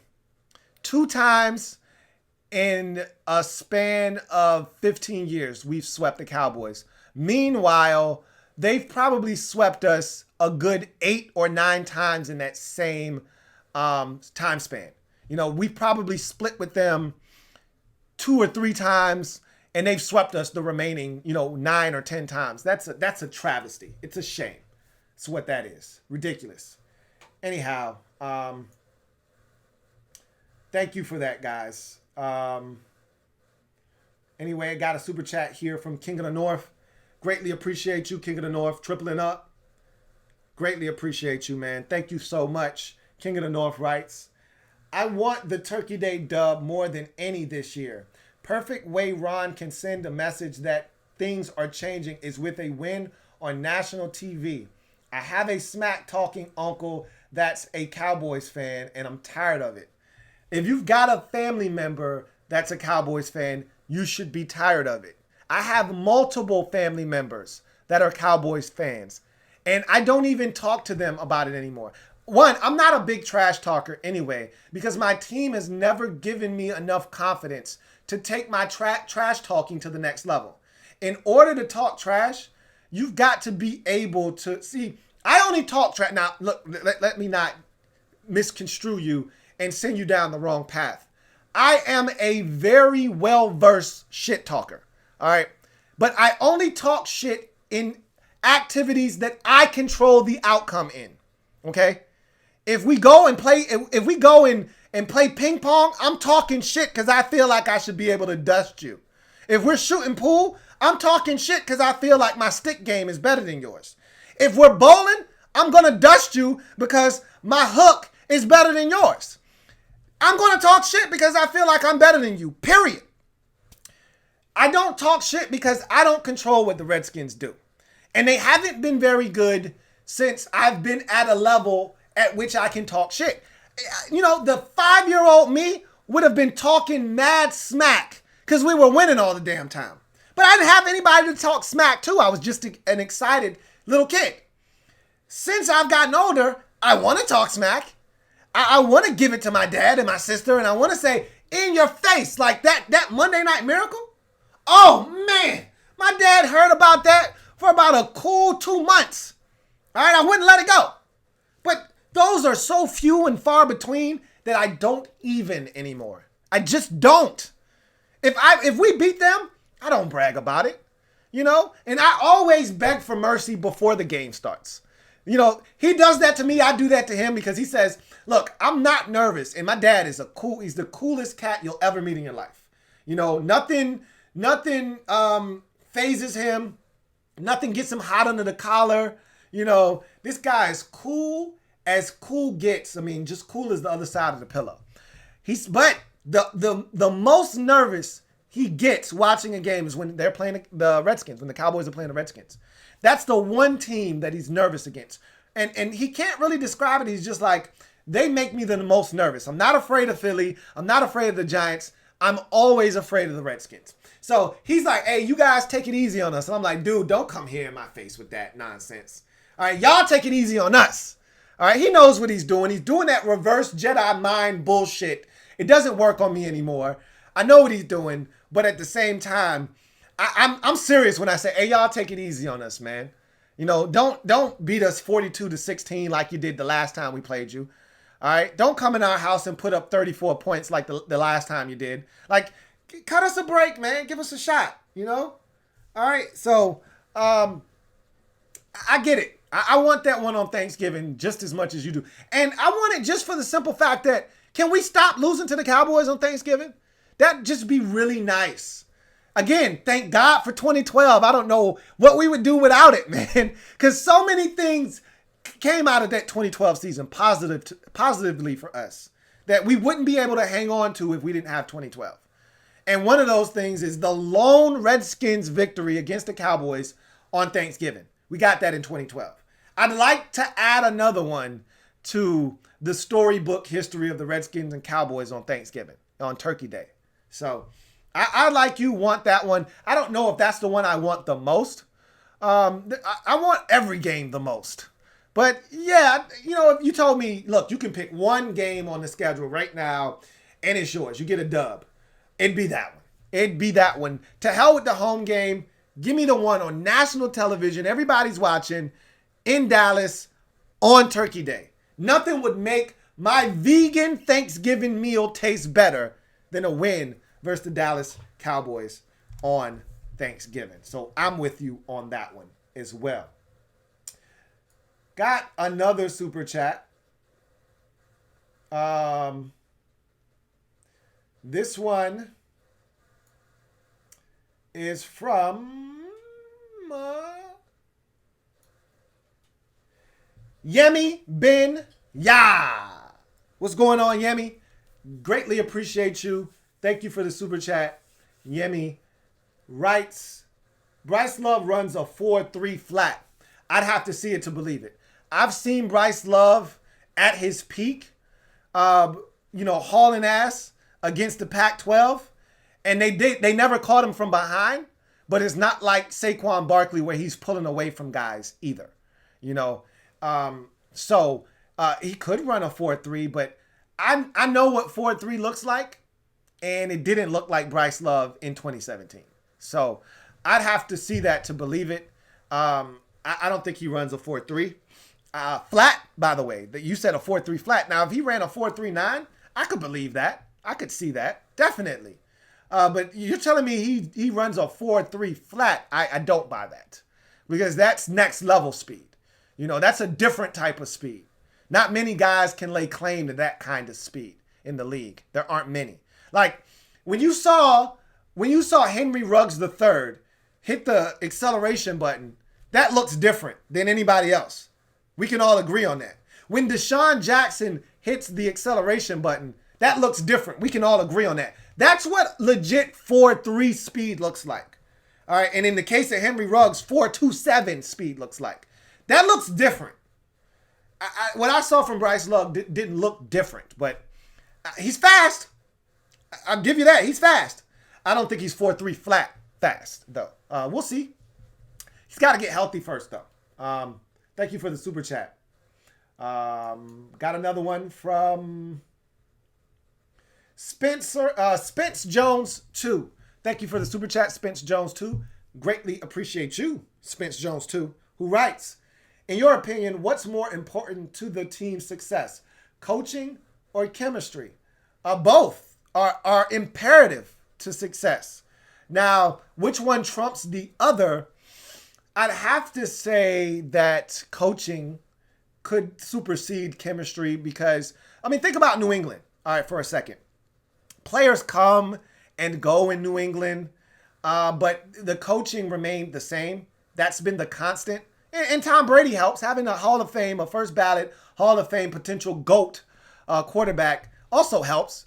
But, think about all the turnover in New England. Just about every year, they're getting rid of guys, bringing in new guys. They've got their core set of guys, but then those guys are moved on from. Just look at this past year. Moved on from Kyle Van Noy. That was a huge part of their defense. They lost Tavon Young. Not Tavon Young. What's the name? Harmon. They lost Harmon in the secondary. They lost another defender. They just lost the linebacker that they had lost before. He's gone again. And Jamie Collins, they just find ways to replace. They let go of Lawyer Malloy once upon a time when I thought it was premature. They moved on from Ty Law once he got up there in age. They traded away Richard Seymour a year or two earlier than I thought they should have. But they let go of Willie McGinnis. He was hurt by that, But that's what they do. They traded Mike Vrabel. He was hurt by that. But that's what they do. But you know what never changes is the coach. The coaching staff. The offensive coordinator. Josh McDaniels has been there forever. Their coaches are usually there forever. All right. And so if you build the continuity with the staff, you set the expectation amongst your coaching staff. They then disseminate that expectation amongst the players. And even though the players change, the expectations and the coaching staff don't. And so I think the coaching is more important because they're the ones that set the tempo. They're the ones that set the culture. And once the culture is set, guys that come in from the outside have to acquiesce. They have to adjust and become a part of your culture, or else they won't be there. And so, to me, coaching supersedes chemistry because you can have your chemistry and not be a good enough football team if the coaching isn't good enough, if that coaching isn't good enough to take you to the next level. You can have players that have been playing together for 4 or 5 years, but if the coaching isn't able to take them over the hump. I'll give you a great example. When Tony Dungy was in Indianapolis, for whatever reason, they had chemistry. It was the same core group of players. It was Peyton Manning. It was Edgerrin James. It was in Tampa Bay. I take that back. I meant to say Tampa Bay. And when Tony Dungy was in Tampa Bay, it was the same core group of players, minus the quarterback position, mind you. But it was the same core group of players. It was Warwick Dunn. It was Warren Sapp. It was Derek Brooks. It was John Lynch. And they couldn't get over the hump. They couldn't win the big game. And then in comes John Gruden with that same core group. Now add in Brad Johnson. All right, but same core group. He gets them over the top. They had the chemistry, but the coaching had to go to the next level. And so, to me, it's coaching that supersedes chemistry. But you want both. In an ideal situation, you want both. But to me, coaching supersedes chemistry. Thank you for the super chat, Spence Jones 2. Jose Martin with the triple up. Appreciate you, Jose. Greatly appreciate you. My man Jose writes, Darby or Fabian, who would you pick? I'm rolling with Fab. That's homegrown product. That's our guy. I've seen Darby in an Eagles uniform. Now, Darby at his best in Buffalo was a damn good football player. But he wasn't good enough to the point where they didn't think he was worthy of being shipped off for some draft capital. So one team gave up on him in Buffalo. Another team in Philadelphia said, we're good. You've dealt with some injuries. You weren't all that great. And they moved on from him. So Fab is still young. Fab still has immense potential. I'm rolling with Fab. Fab's my guy. We drafted him. I would love nothing more than to see the homegrown product evolve here in DC and stay here once he continues to develop and blossom. So I take Fab all day long, all day strong. Thank you for the super chat once again, Jose Martin. See if we got any more super chats. And we do have another super chat. This one from Jose Martin. Again, appreciate you, Jose. That's 4 for you. Appreciate you. Good looking out. Jose writes, I love Geis, but if he gets injured again, knock on wood, he got to go. I hear you, but as I mentioned before with Bryce Love, what do you have to lose by holding on to him? You're not, it's not like Geis has this, it's not like Geis has this inordinate amount of money coming his way. It's not like he has this major absorbent contract that if you hold on to him next year, he's really going to cash in. Nah, he's on a rookie deal. He'll be on the last year of that rookie deal next year. And the last year of your rookie deal pays you the most money, but it's a second round deal. So I can't imagine the money being that great of a difference maker that it's the deciding factor between you keeping him and cutting him. You cut Darius Geis if he gets injured because you've lost confidence in Darius Geis. not because you feel like, all right, we just got to move on from this guy. We've had enough. And maybe Darius Geis has lost confidence in himself. And you see that and you think it's time to move on. He'll never be the guy that you drafted him to be.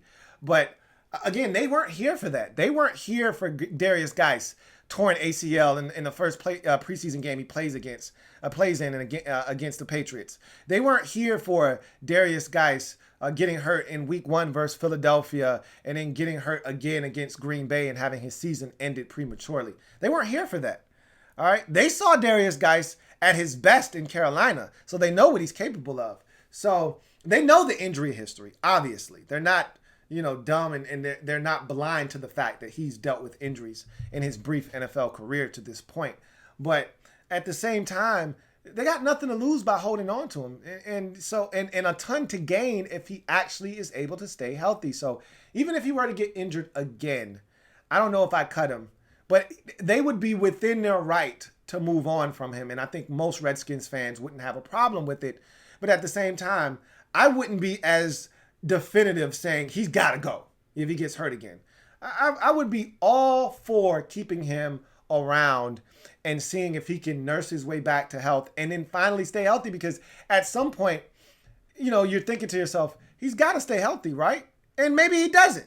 Some guys, for whatever reason, just can't stay healthy. And knock on wood, he could be one of those guys. Let's hope that he's not one of those guys.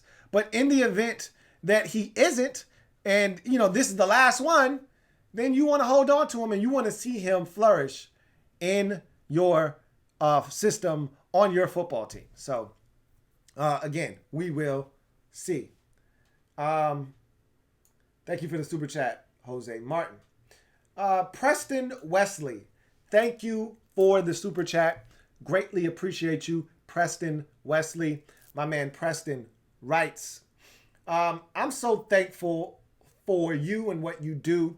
I'm tired of us taking injured players and thinking we got to steal. No, we got robbed. 32 games and guys gave us 4 or 5 games. And I get that. Now, remember, Geis wasn't damaged goods when we got him. Remember, he fell to the second round because of this reported off-the-field spat with the Philadelphia Eagles, and he was supposed to be a little rough around the edges if you talk to certain people.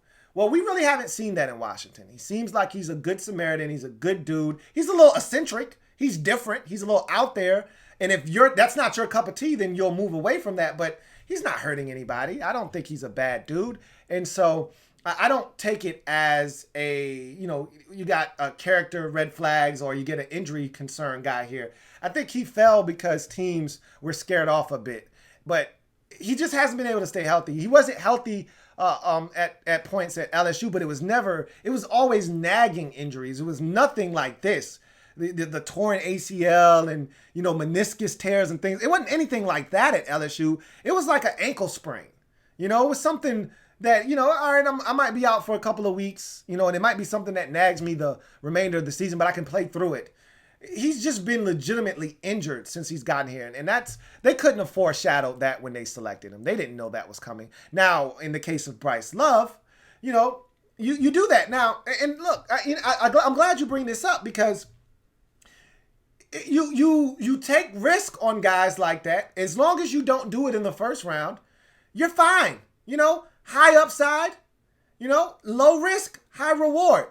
The Cowboys did it with Jalen Smith. This guy blew his knee up.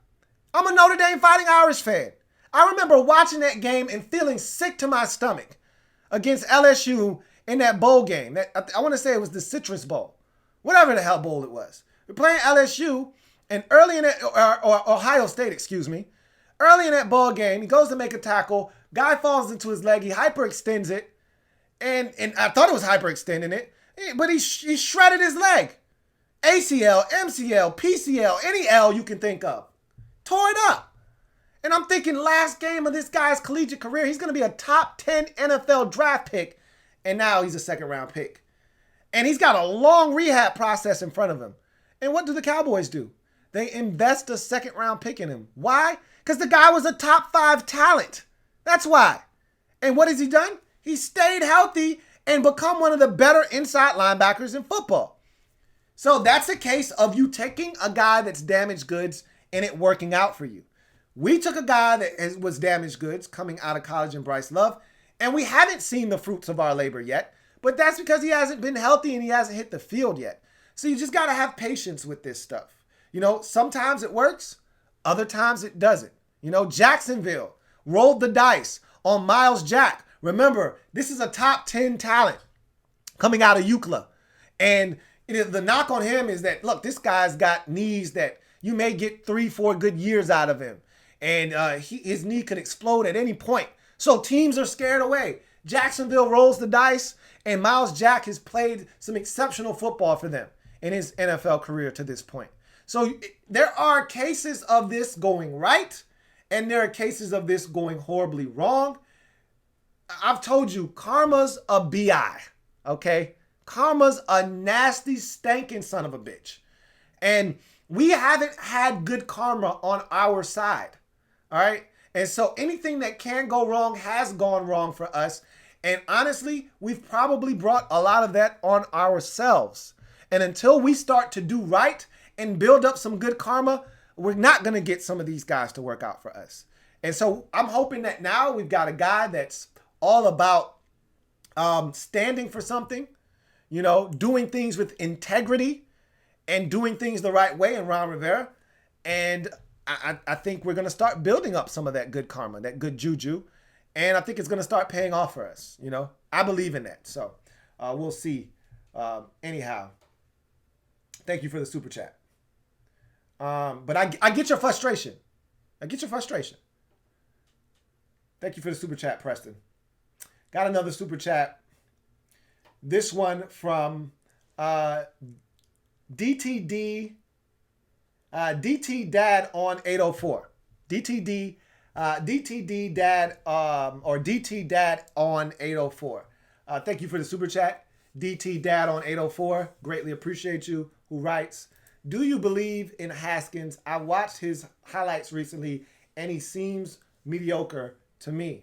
Yeah, I believe in Dwayne Haskins. And depends on what highlights you're watching. If you go back to the Ohio State highlights, remember, I wasn't all that impressed by those either. That's why I wasn't a big Dwayne Haskins guy. I said, look, he's got talent. Don't mistake me for saying that he doesn't. I just don't think he's elite because of the things that I saw in just 1 year, which is why a lot of people felt like he should have gone back to Ohio State, including Urban Meyer. He didn't. He came out after a 50 touchdown, 8 interception season in which he shattered a ton of records at Ohio State. And it proved to be the right decision as he was drafted 15th overall in the first round. But, you know, I wasn't overly impressed. But he showed me some things last year. Now, if you're watching Dwayne Haskins highlights from 2019 as a Redskin, there are also some lowlights in there. And if you got the lowlights, then you could argue that, yeah, this guy is mediocre at best. But if you watch the Dwayne that we got to see, that the light bulb was coming on for, that was gaining confidence, and Scott Turner talked about this. He said, look, in this league, a lot of times it comes down to guys having confidence. And I've heard Chris Cooley talk about this, and it's so true. And that's the way I function. You know, a lot of people, you know how many people have approached me about wanting to do a YouTube channel and wanting to, you know, talk about the Redskins, but they lack confidence. They lack the confidence to just jump in front of the camera and do this. And if you're not getting views right off the bat, they get discouraged. You know, and so when you get in the NFL, first of all, you got to think about these athletes. These guys, most of them, have been elite level athletes at the top of their game everywhere they've been the best. Whether it's high school, college, or going all the way back to Pop Warner. A lot of these guys were the best. So you get to high school and you're still the best. You get to college and you still stand out amongst your peers. Then you get to the NFL and everybody's good. And now you struggle a little bit. Here's where your confidence comes into play. Do you believe in your abilities to be able to get it done? Or are you starting to doubt and question yourself because it's getting a lot tougher and you haven't faced adversity? And Scott Turner talked about, look, you know, all it really boils down to is guys having confidence. And we saw Dwayne start to gain the confidence that he lacked early in the season when the coaching staff wasn't behind him and they weren't drawing up plays that best suited him and they weren't putting him in positions to succeed. And as he grew in the season and the confidence in him in turn grew, you started to see his level of play improve. And those final 6 quarters, the entire Eagles game and those first 2 quarters against the Giants, if that wasn't enough potential for you, if you didn't see enough in those 6 quarters that has your mouth watering and salivating to say, I at least want to see more. I may not be sold on him. I'm not asking you to be sold on Dwayne Haskins. That's fine. But if you're still at the point after those 6 quarters of football, if you're still at the point where you're saying he's not the guy, he can't do it, and you're not willing to see what this guy can offer in 2020, then I don't really have anything to say to you at this point. Because those last 6 quarters were incredible. He was incredible. He was incredible. So I've seen enough to want to see more. And that's all I'm saying. You should have seen enough to want to see more. I'm not saying you got to feel like he's the franchise quarterback of the future. I do think that's going to be the case. But I too want to see more. But I'm confident. I'm a little bullish on him now. He showed me a lot of things that I didn't know he possessed coming in to the league. So I do think he's going to be really good. But thank you for the super chat. DT Dad on 804. Spence Jones. Double up. Thank you for doubling up, Spence Jones, too. Appreciate you. Who writes, random question. Chase, Montez, Kerrigan, Ryan Anderson, Sean Dion, Allen, and Payne all standing up, moving around. Thoughts as the opposing quarterback? If you came at me with that kind of amoeba defense, that's what they like to call it, when you got guys standing up and you don't know who's rushing, who's dropping, what's going on, I'd be nervous for sure. If I'm a quarterback, I'm probably thinking, I need to get this out of my hands very quickly, is what I'm thinking. Being that I don't know how many of these guys are actually coming, and how my line's going to pick this up, I'm just thinking I need to get this football out of my hands quickly to one of my playmakers. So that would be my thought process if I look up and I see that. So, and you're talking about some dangerous mofos there that you just named. I definitely look to get the football out of my hands very, very quickly. Thank you for that super chat, Spence Jones. 2. Got another super chat. This one is from Rob U. Thank you for the super chat, Rob U. Greatly appreciate you, Rob U. As always, welcome to the program, unless you've been out there this entire time. Rob U says, what up, Lou? I'm late to the party. I had a feeling because I usually would have heard from you by now. He says, but which Skins defensive lineman makes the Pro Bowl this year? I truly think Jonathan Allen snaps this year. He's the guy that I'm counting on as an interior defensive lineman to just go buck wild, to go buck nasty this year because of the talent around him and more specifically the scheme. And Jack Del Rio spoke to that this year, this past Zoom meeting today, where he said, look, it's not so much the switch from 3-4 to 4-3 that's important. A lot of people get hung up on that. He says it's just the way things are going to be done. The assignments and what these linemen are now going to be allowed to do in a base 4-3 defensive front. Versus what their responsibilities were in a 3-4 defense as 2 gappers and looking to hold up blockers. They're now going to be allowed to attack.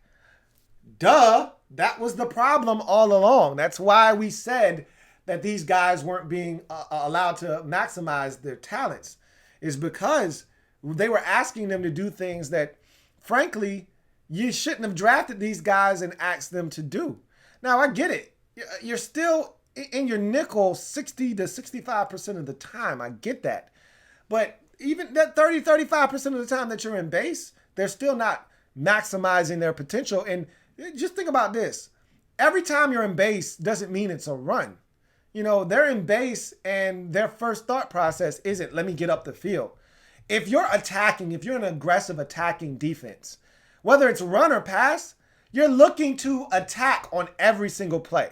Like, I love the coaches, and Rivera has already said this, and I've heard coaches say this in the past, and I love this adage. We want to attack up the field on the way to the quarterback. We want to get the running back on the way to the quarterback. That's what we're looking to be: aggressive, attack, get up the field. And if the running back so happens to get the football, then we tackle him. All right. Similar to what the Water Boy said. I just try to go after the quarterback unless he gives it to the running back. Or in that case, then I try to tackle him. Yeah, that's pretty much what I want my defensive line doing. Is I want them going after the quarterback.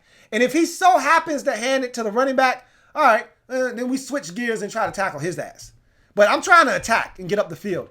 And that's what this 4-3 defense is going to allow them to do this year, is to be one gap penetrators instead of two gappers looking to eat up space and blockers and allowing the linebackers, which were never all that great in Washington to begin with, allowing them to be free and roam the field. So I think that's where you're going to see a guy like Jonathan Allen really be able to be himself, because he hasn't really been able to be himself in this defense because of what they've asked him to do to this point. Now he's going to get even more opportunities. Let's say last year he was getting, to rush the quarterback and be aggressive up the field, 45% of the time. Well, now that's going to be 85% of the time he's going to be allowed to be aggressive. You're still going to be asking him to run twists and stunts and things of that nature where he'll have to sacrifice himself for one of his teammates. But, he's going to get more opportunities to come up the field and be dominant. And that's what the Redskins drafted him to do. So I'm looking forward to seeing, this defense attack and stop sitting on their hands. And I think that's what they're going to be allowed to do now with Jack Del Rio calling the shots. So Jonathan Allen is one of my candidates for a breakout season in 2020 as well. So I definitely agree with you in that assessment. Thank you for the super chat, Rob. Got another super chat. This one is from Rob U as well. Double up. Thank you for doubling up, Rob U. Greatly appreciate you. My man Rob U writes, any chance AP gets cut if everyone is healthy? No, I don't think that's the case.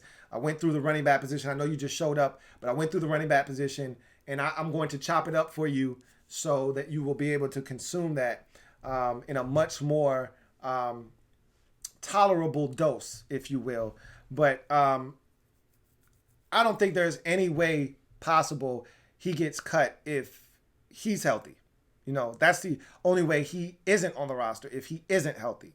But if he's healthy himself, I don't see any way in which he isn't on this football team. I think there's too much value in having a guy that is going to be able to suit up for you each and every week. There's the consistency that comes with AD that you just don't get with any of these other backs.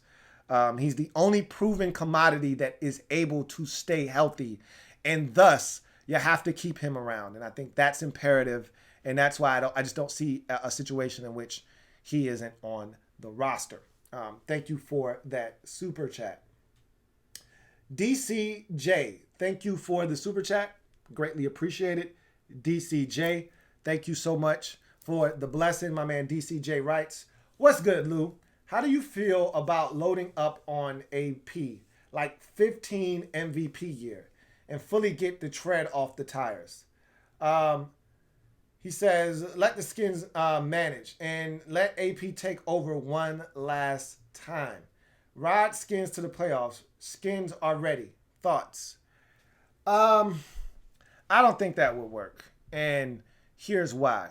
I don't think that's who we are as a team. Remember, I've told you this a million times.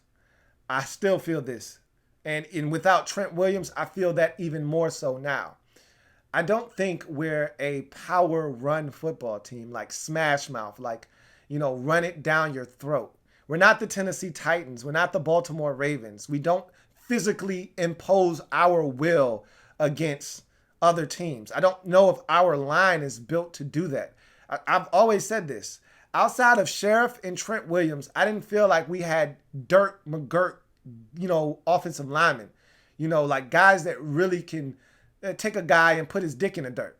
I just didn't. I never saw that.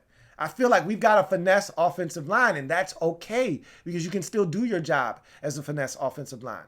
But to turn around and force feed AD and have him, rush for 1,500 yards, I don't think that's how this offensive line is built, number one.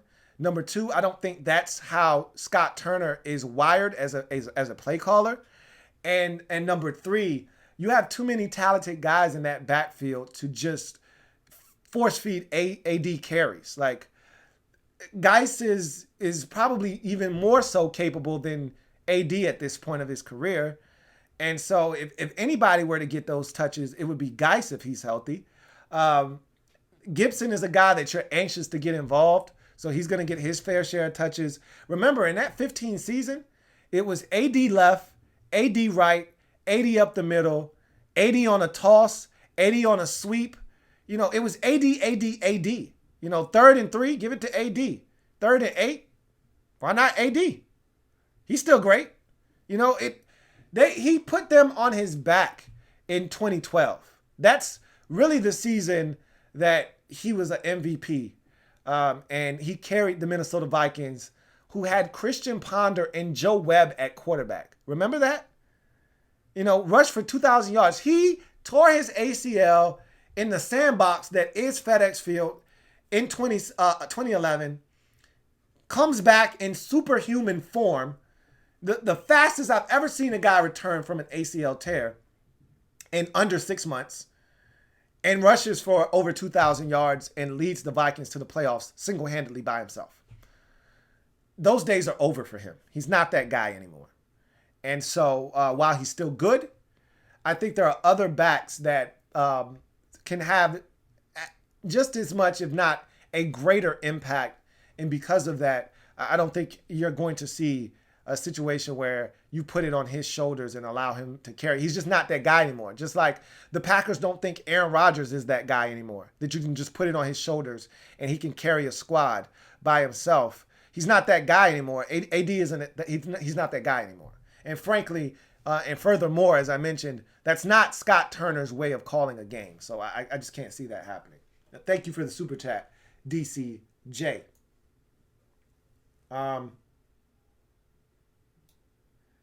See if we got any more super chats.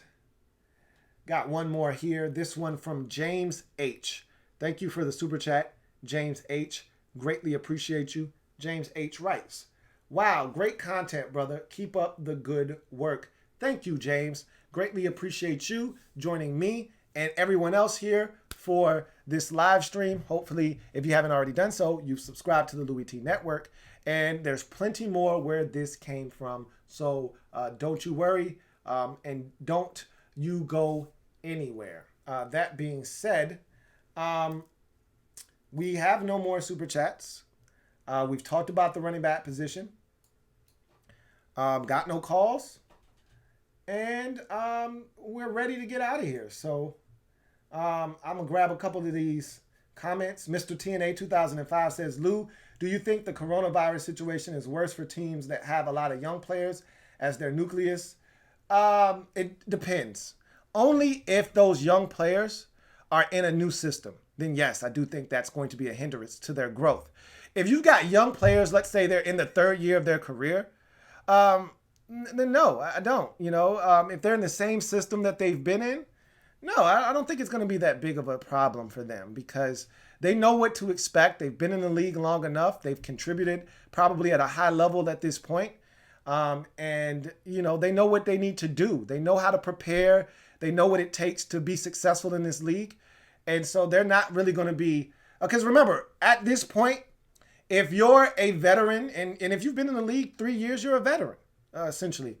If you're a young guy and you're a veteran, you wouldn't have really been participating in anything to this point. At this point, the only players that really have been hurt by the coronavirus are the rookies, essentially, because they would have been in for rookie minis, and they would have been able to come in, get some reps. The coaches would have had a chance to put their hands on these guys, and they would have been able to set the expectation from a physical standpoint. The veterans might have come in for the little veteran OTAs, but that's just really making sure everybody's in shape, making sure they're getting in the weight room. Like, that's not a big deal. So I think the teams with young nucleuses are only being affected if you have a new coaching staff. If you don't, I think you're fine right now. So, got a call. I'm going to go ahead and take it. Let me make sure I don't have any super chats.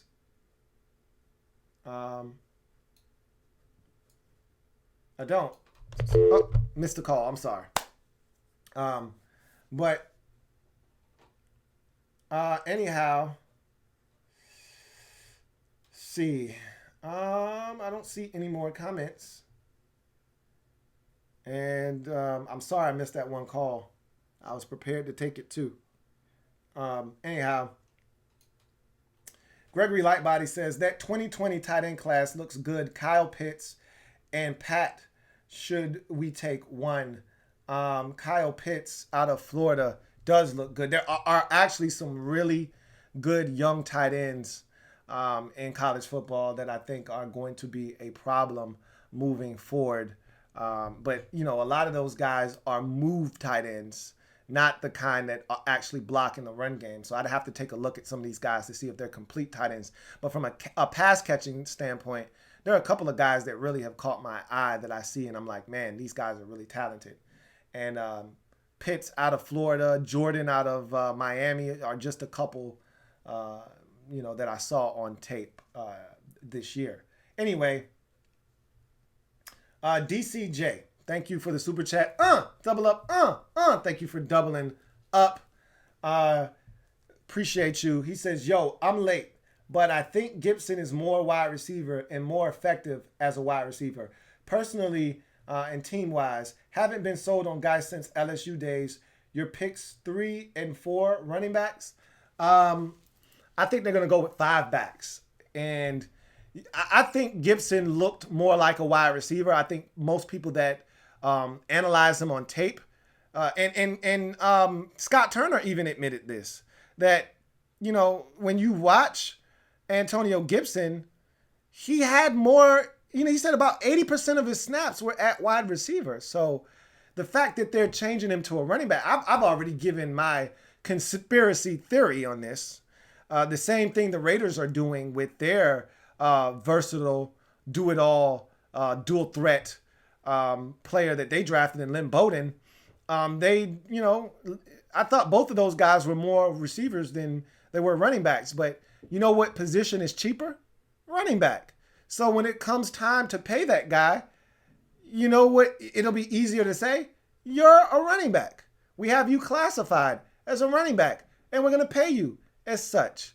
They may use Gibson 72% of the time as a receiver and 28% of the time as a back. But guess what? When it comes time to talk turkey and contract, they're going to say, hey, bro, you a running back. Got to pay you running back money. We'd love to pay you receiver money, but hey, you a running back, man. Running back money for a running back. So I think you are right. He is better as a running back.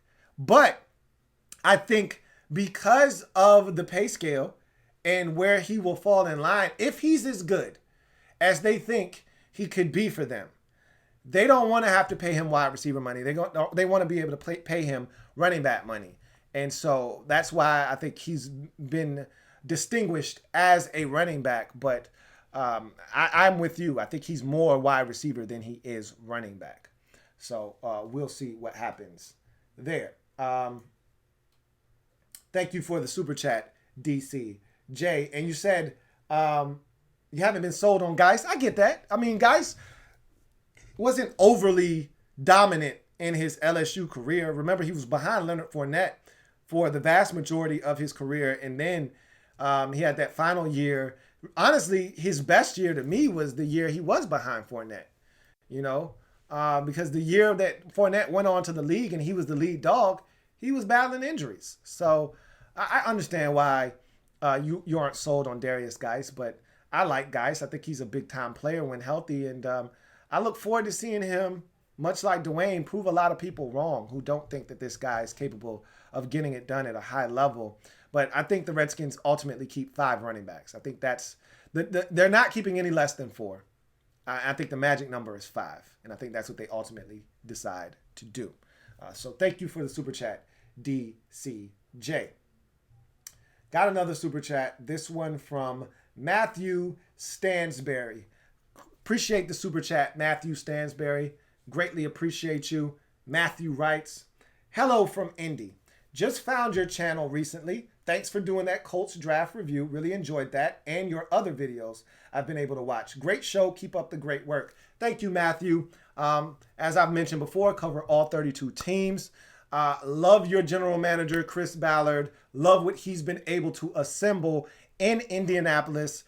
He has that team, despite losing Andrew Luck, he has that team in a position to compete for something meaningful. And if Phillip Rivers can come in and just steady the ship, he doesn't have to be Phillip Rivers of 7 years ago. If he can just be Phillip Rivers of 2 years ago that led the Chargers to a 12-4 mark, that Colts team is ready to go 12-4 themselves. They're that talented. And he doesn't have to do as much because they just drafted Jonathan Taylor. They've got a stud offensive line. I could go on and on, but I thank you for finding my work. I thank you for joining me, and I look forward to chopping it up with you in the near future. Greatly appreciate you, Matthew Stansberry. All right. All right, let's see. Let's go till 11 o'clock. We got 3 minutes until 11. I want to get to a couple of comments. And I do got a call. You're on live with your man, Louis T. Who am I speaking with? Speaking with your man, JP. What's going on, man? What's going on, JP? It's good. It's been a while since we talked. Since this is running backs, I got to admit, this running back room is pretty damn stacked. Yeah. But unfortunately, we can only keep 4 or 5 of them. Correct. And I do think that there's going to be plenty of competition between the backs we have. But I do think that I would not be surprised. In fact, I would be happy if Geis somehow got the lead role. Mm-hmm. But I still, as of right now, I think Adrian Peterson's the top dog unless his role is reduced. Mm-hmm. I killed the Antonio Gibson pick, but after watching some film on him, I'm more happy. I feel a little bit more excited than I did previously when we drafted him. Because, I don't think I've ever seen a guy like Antonio Gibson before. Almost like a McCaffrey type player. I don't want to put him in that conversation yet, but he reminds me so much of McCaffrey. He really does. Yeah, he's not McCaffrey because he doesn't possess the agility that Christian McCaffrey does. Like Christian McCaffrey can break a dude off out in space and not even get touched. Like, that's not who Antonio Gibson is. He's more likely to run through you than run around you. And McCaffrey is just next level in his agility. That's not who Antonio Gibson is. He's not that kind of player. So McCaffrey is just a different animal. He's in a class all by himself. I won't say by himself because Alvin Kamara can do a lot of the same things he can do. But McCaffrey right now, he's a different animal right now. He is. You know how much I love watching McCaffrey at Stanford and watching him do things special in Carolina. Mm-hmm. He had Cam Newton as his quarterback. He was catching punts. He was catching kicks. He can catch it out of the backfield. He does so much. I classify Gibson as that gadget type player that can do a little bit of everything. Mm-hmm. I have to admit, he would be pretty fun to watch return punts and kicks, almost like Steven Sims. It really would. And in terms of Geis, look, man, Geis needs to be healthy this year. I've been saying this since last season, and I think he's going to thrive in this new system. He's not going to have to carry as big a load because there's going to be other guys playing in front of him and behind him. But I really think we're going to – it's almost going to be like what Dalvin Cook went through with the Vikings when he was injured the first couple of years of his career, and then he went on to be like top 5 in rushing yards in his third season. I think guys could have that sort of impact. I don't know if he's going to get as many carries as Dalvin Cook did, but I think he'll have a similar type impact if he's healthy. Absolutely, JP. You're spot on. That's exactly what I was referencing earlier. That's a great comp and example of a guy that had dealt with some injuries early in his career, but finally was able to stay healthy, put it together. And you saw flashes early in his career, but the injuries had, really beset him. And then you saw what he was able to do last year. And I think that's the kind of hope and optimism we have for guys here in Washington. Great point, JP, man. I appreciate you calling in. Have a good one, man. Take care. Yeah, no problem. Have a good night. Yep. All right. Got one more super chat, and we'll probably get out of here after this one. DCJ, tripling up. Appreciate you, DCJ. Thank you for the super chat. My man DCJ writes, Yo, Lou, hit that H. Edwards. You play to win. I'm trying to get the Skins to the bowl, LOL. He says, schedule is tough. Haskins Rivera sneak up like RG3, like Scab year Super Bowl champs, LOL. Let's bring this MF home. HTTR. I hear you, bro. I understand where you're coming from, but I don't see that happening, man. It's not gonna happen this year.